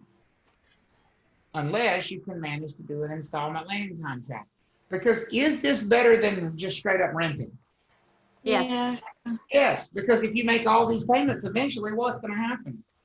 You're going to own the property owner. You're going to own the property. So it is better than renting. But this is for people who cannot, for whatever reason, finance the purchase in a normal fashion. Is And there so- any protection for the buyer? Like the seller can only cancel it for certain reasons? The seller can't cancel it for any reason except a buyer default. So the Okay. buyer cannot pay. Okay, good. So is the owner responsible for property taxes, HOA, assessments, or is that the buyer? You get all the bad stuff. So as the buyer, you take over all the property taxes, all the insurance costs, all the assessments, all of those things in addition to the payments that you're making to the property owner. Wow. Ain't that nice? Okay, so what about repairs or anything like that that might need to be done to the property? The purchaser. Generally speaking, they get all of the downsides of ownership and none of the pluses of ownership until they've paid it completely off. Can you get that in writing though in your contract since it's being drawn up, not a traditional contract? Like have that in writing that if something like major goes on, like the roof needs to be replaced, that the seller, you can have that in the contract though, Well, correct? of course. I mean, you're going to have an attorney draft this thing anyway. You can have it drafted any way you want. But traditionally speaking, these are going to be, because again, who's desperate here? It ain't the seller. Who's desperate? Buyer. It's The usually buyer. the buyer. So these are going to be buyers who are going to probably take whatever terms are dictated to them because this is one step better than renting. The sellers be desperate too. I'm sorry. I didn't hear that. I said the sellers must be desperate too for them to do that. That's a reasonable statement.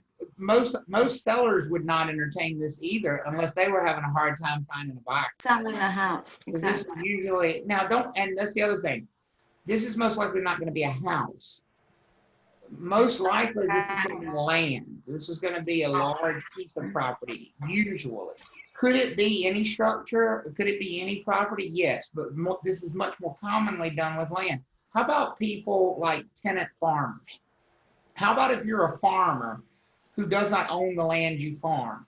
Wouldn't it be better for you to do an installment land contract rather than just a straight up rental of the property in the hopes that, okay, well, maybe if I rent this thing for the next 20 years, eventually I will what?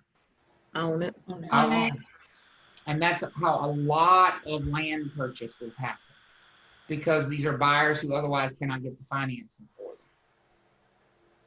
Angelica said, what happens in cases with eminent domain? And Elizabeth Webster said, have you ever done one of those? I have never done an installment land contract. I've never been involved. I mean, I've been around them. I understand them and how they work, but I've never personally represented anybody in one.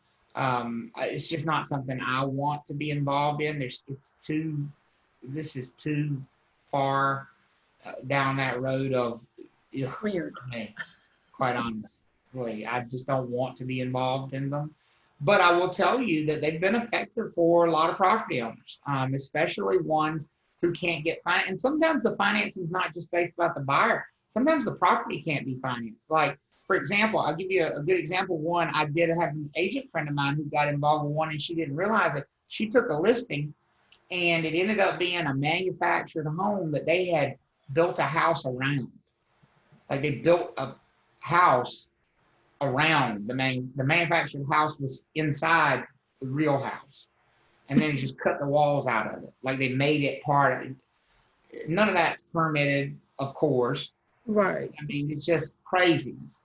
Well, they started trying to sell the thing and no bank would make a loan on it. And so it wasn't about the buyers not being able to get financing. It was literally they had a property that no bank would make a loan on.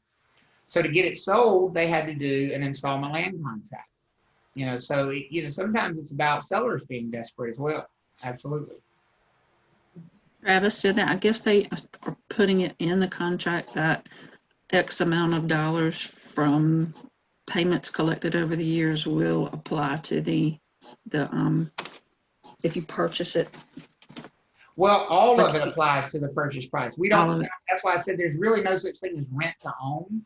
Mm-hmm. It's basically, this is the purchase price, and here's how many payments that's going to take. And if you make all of them, now you've purchased it. If you don't make all of them, then whatever you paid thus far is going to be considered rent, and you're going to be on your merry way. So, like I'm saying, like if they do this, then if somehow by some miracle they are able to get financing after a certain time, would the seller? They'd have to renegotiate. Like the seller would let them do it in a lump sum at that point. Okay. Yeah, because the seller wouldn't be obligated. The seller could say, nope, right, my payments. They probably wouldn't, but they could. Right. Does the seller charge interest during this time? Yes, and most often ugly interest numbers. The last installment land contract that I saw was at 17% interest. Good God Almighty. And what about if they miss a month? Is there added? Usually the contract itself should specify what is a default. Usually it's 60 days past due is a default. And default means buy. There's no court action. There's no foreclosure. It's just because it's already the seller's property. They literally just tell you to get out. Mm-hmm. That's it. Vacate the property. So who do you think this agreement overall favors? The seller. This is very much a seller-friendly agreement. Absolutely. There's no doubt about that. Now, there are some disadvantages for the seller. The advantages, obviously, are that it favors them heavily because they keep title until all the payments are made. The disadvantages are they don't get their money up front. They have to wait. They're waiting to get, and that's why most sellers would prefer to do a traditional sale. And also, it locks them down. If another buyer comes along who wants to buy it in a more traditional way, they can't sell it to them because they've already agreed to sell it to this other person who's making payments to them. So there are some disadvantages to the seller as well. Are we all good on an installment land contract and what it is? Yep. Okay. Can you go back to the previous slide? I'm sorry. Can I go back to this one? So, okay, income tax benefit. Okay.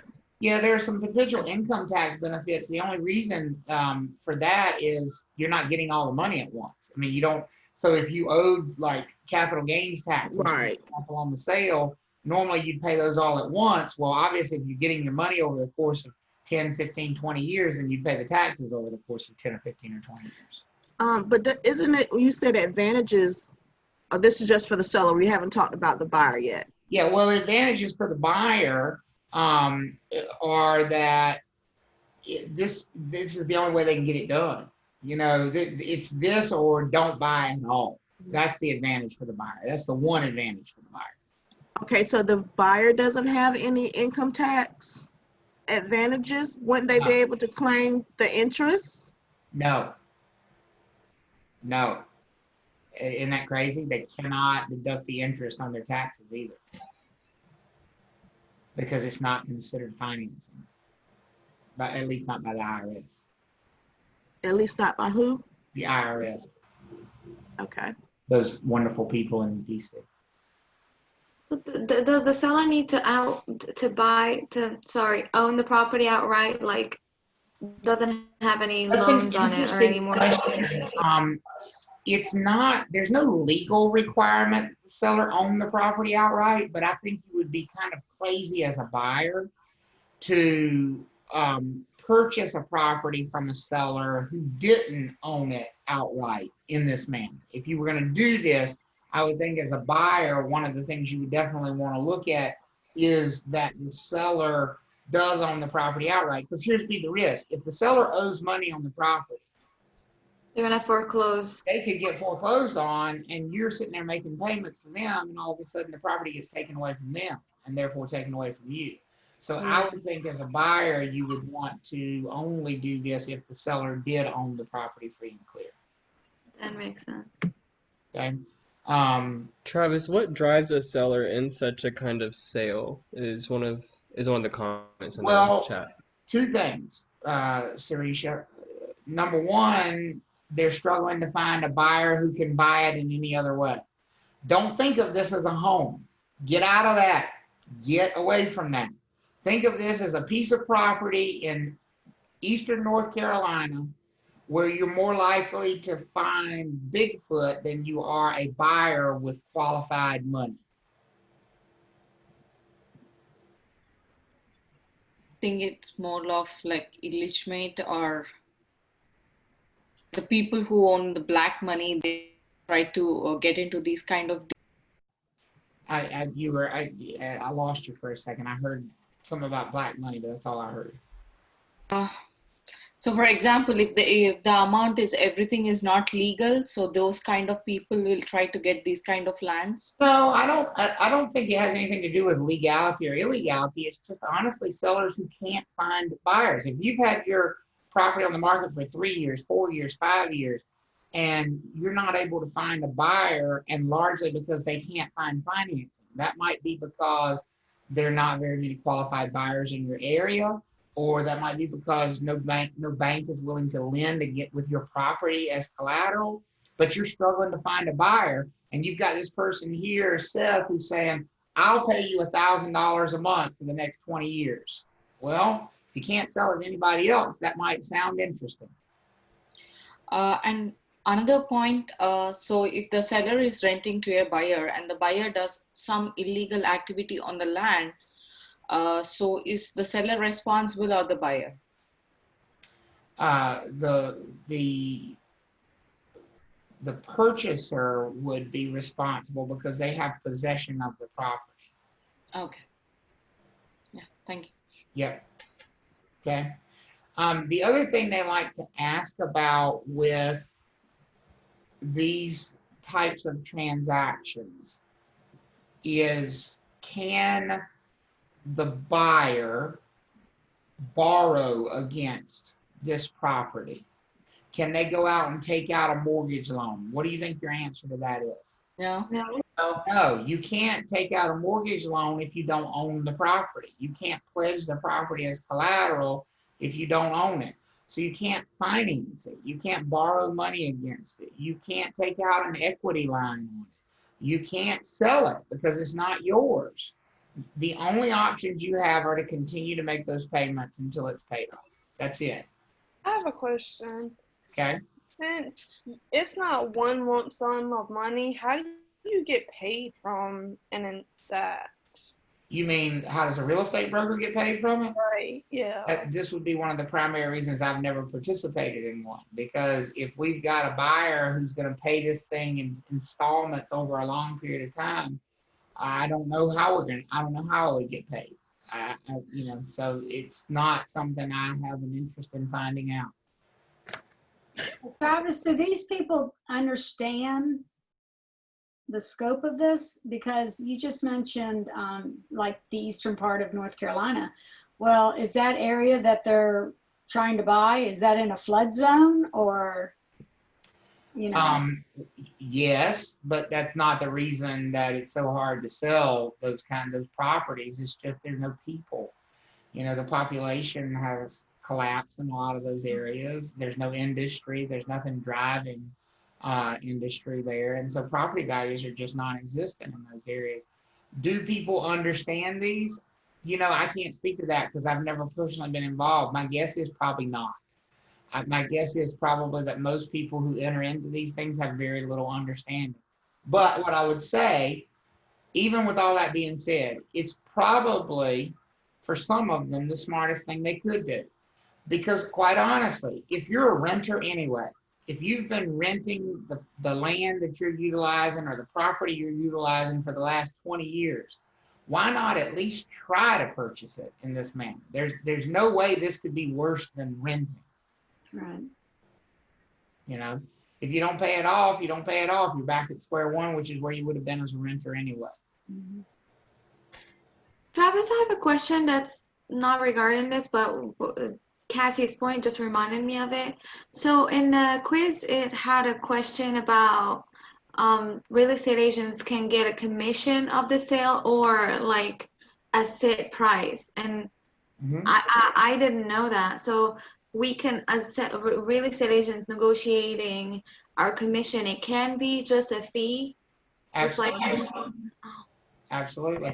And as a matter of fact, I charge a set fee on the buyer side, a minimum set fee, because I don't want to represent buyers in this market. It's so crazy below a certain price point because the compensation is not worth the time it takes to go out and show them 500 properties. So yeah, you can charge a commission as a flat fee or as a percentage or however you want to do it. It's completely negotiable.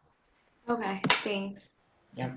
If you do that, set a fee for the buyer, can you still get a commission from the seller? Sure, because remember the buyer's agency agreement is between the buyer and their firm. Right. And it says, this is our fee. We're going to try to attempt to collect our fee from the seller side first, but whatever they don't pay of this fee, you agree you will pay of this fee. So if I have an agreement with the buyer that says my fee is $2,500 and they buy a property where the seller's side pays $1,500, then the buyer would owe the difference of $1,000. Got it. Thanks. Okay. All right. Installment land contracts must be in writing. They must also be recorded. Here's why they have to be recorded. We want to make sure that the seller doesn't try to sell this property to somebody else. Remember, these payments are going to be made over the course of a very long time. We want to make absolutely sure that everybody else is aware that this property cannot be sold to another buyer. So that installment land contract must be recorded in the county courthouse. Does that make sense for everybody why it would be recorded? Because that way, if Beverly comes along and she wants to buy this piece of land, she goes to the county courthouse to see who the owner is. She'll be like, well, wait a minute. I see that Brittany owns it, but Brittany's doing an installment land contract for the next 20 years. I can't buy that property. It prevents the seller from basically selling it out from under this installment buyer. That's why. Sorry. Yeah. So what if someone wants to use your property for an easement? Do they ask the person who's going to be living there or the owner? Got to be the owner. The only person who can grant an easement on over property is the owner. Okay. I guess I just don't like it. Told you it was weird. It's an exotic purchase agreement. Obviously, desperate people do desperate things, and the installment land contract certainly falls in that category. Doesn't mean there's anything wrong with it. It just means that if the buyer and the seller could figure this out in another way, they probably would do it a different way. This is last chance saloon. This is like, we can't get it done any other way. You know what this is right here? This is a terrible analogy to use, but I'm going to use it anyway because we were cruel. When I was young, we were cruel. My first job, I was a DJ at a skating rink. That's not my first job. I worked on a farm my whole life. But my first job escaping the farm was DJing at the skating rink locally. That's a great job, by the way. But we had this terrible thing, and I look back on it now, I'm like, God, we were monsters. All these little kids in there, you know, little teenage kids. And we had this thing at the end of the night on Friday night, and we would make all the girls go to one end of the skating rink and sit down, and all the boys sit down on the other end of the skating rink. And you would pick one random boy and girl, and they had to couple skate with each other. And every time you changed the music, they would split up and they had to go pick another person that was sitting down, you know, and so you would change the song like every 45 seconds. And so the number of people skating doubled every time. Y'all understand what's going on here, right? Well, here's what's monstrous about that. There's always going to be somebody that's what? Last. You're embarrassing the crap out of these poor kids that get picked last, and it's the same ones every time. Well, the installment land contract, that's those poor, pitiful kids who get picked last every single time because they're desperate. They just need somebody to go to the dance with. That's the installment land contract.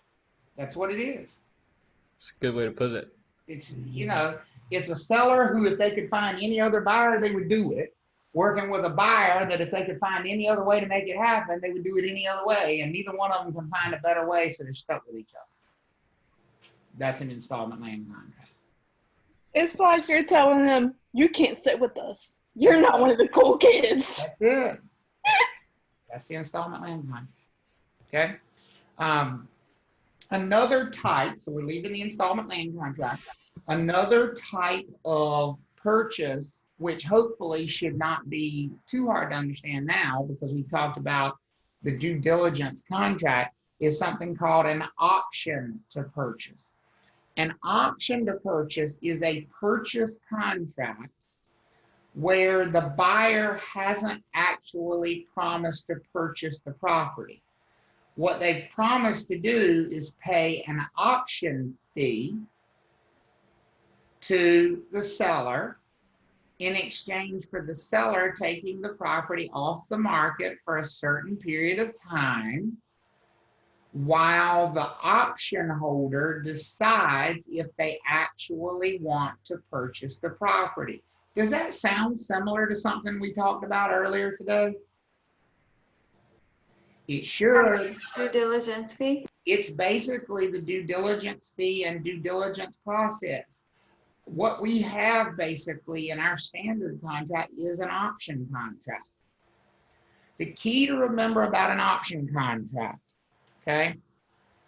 The key, and this is what they're gonna hammer you with on the test, is that whenever it's an option contract, the price has already been decided. The period of time has already been decided. When somebody says, okay, I'm exercising my option to purchase the property, we don't go and negotiate the price at that point because the price has already been what? Fixed. It's already been negotiated. It's already been fixed. We negotiated that as soon as we negotiated the option fee itself. This will show up in the national section of the exam because to everybody else, let me tell you what every other conversation in a real estate classroom looks like today.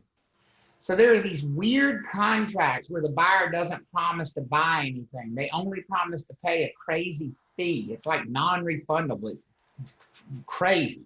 I don't even know where they do this kind of stuff. That's what they're saying in other states when they teach this. So we are the crazy. I told you that. So basically our standard agreement is what everybody else looks at and goes, wow, that's an interesting contract. So this one should seem familiar because it is the due diligence contract. It's just instead of calling it an option fee, we call it the due diligence fee. So is this used a lot in other states? This is used in primarily commercial transactions in other states. This is basically how commercial, because what happens a lot of times in commercial property is you'll have a buyer who'll come in and they have interest in a particular piece of property, but they don't 100% know that they want to purchase it, but they know they want to lock it down so nobody else can purchase it. So they will purchase an option. They'll pay for an option for a certain period of time. And usually for them, it's a long period of time, 6 months, a year, 5 years sometimes. they'll have the option to purchase the property at this price. They negotiate a price. And so it's a way they can lock in the price for a long period of time. But yeah, it's usually in commercial transactions in other states. Obviously, once you're under an option contract, the buyers have a huge advantage because they have the choice. The seller doesn't have the choice. Only the buyer has the choice. Once you're in an option contract, we talked about the fact that it's a unilateral contract because the seller has promised to sell, but the buyer has not promised that they will buy. They have the option. They have the choice. Notice down here it says that the option fee may be credited to the purchase price. I think, Anna, you asked that question earlier, like were there transactions like where the due diligence fee didn't get credited toward the purchase price?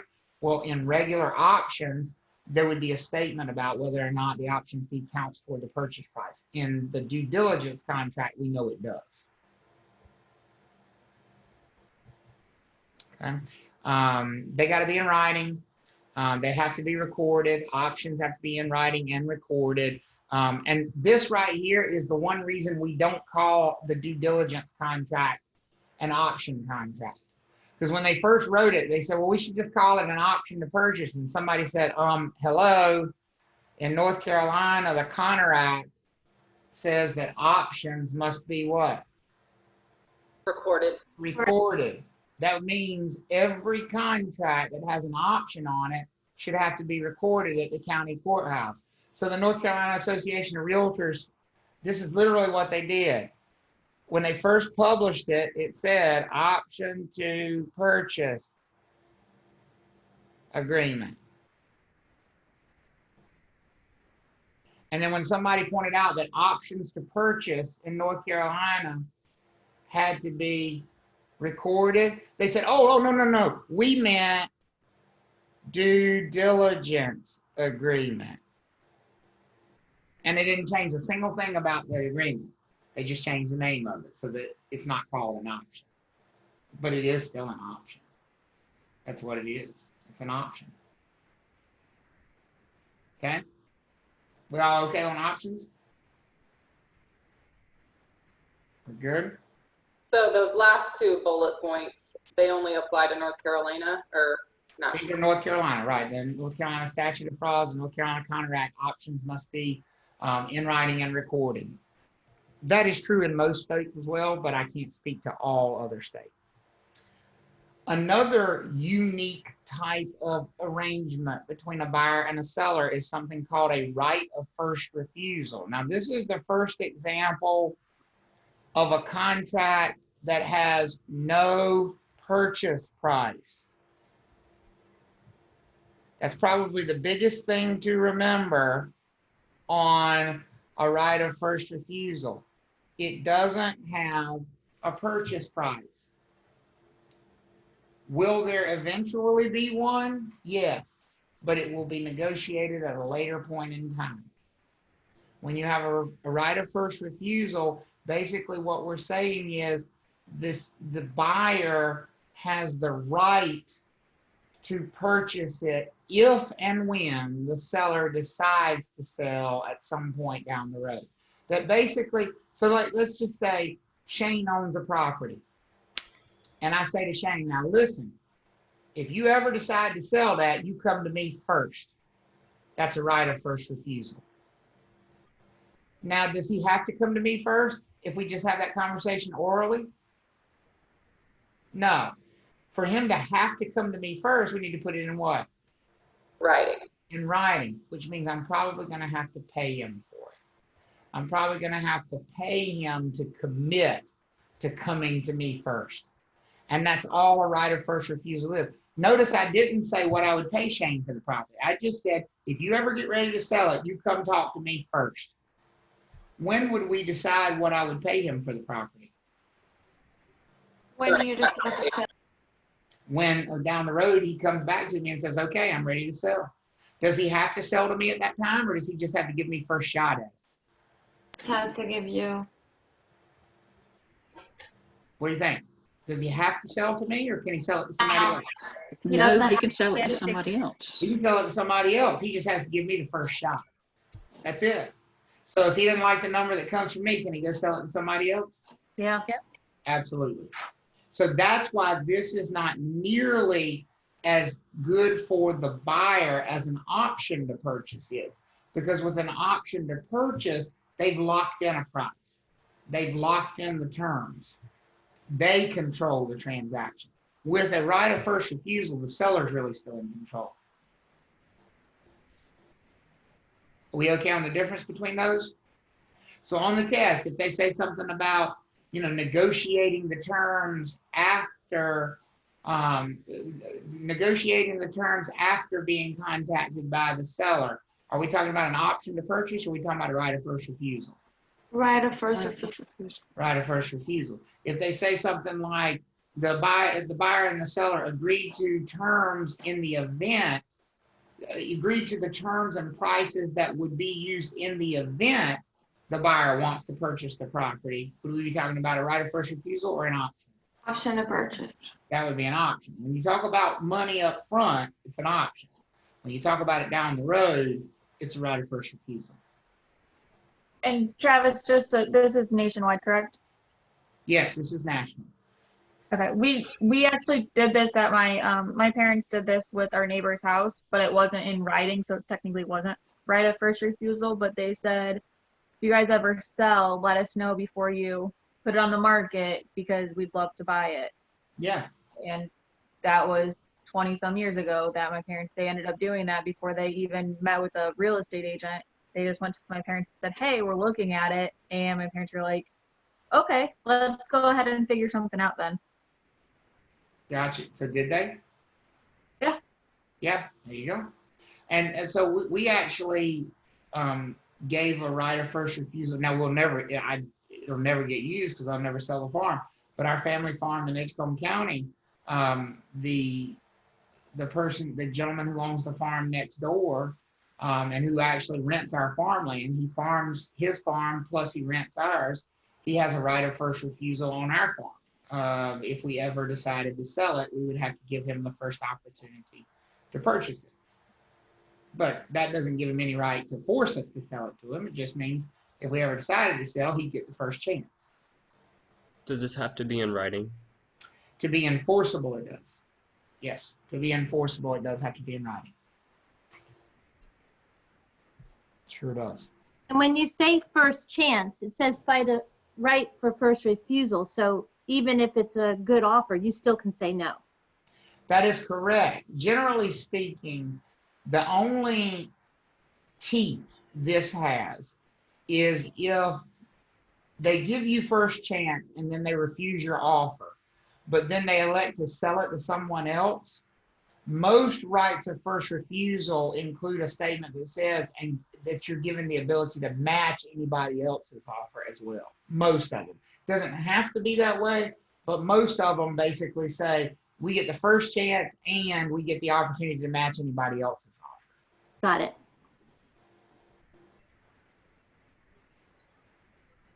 And I have dealt with one of these as a real estate agent on the buyer side.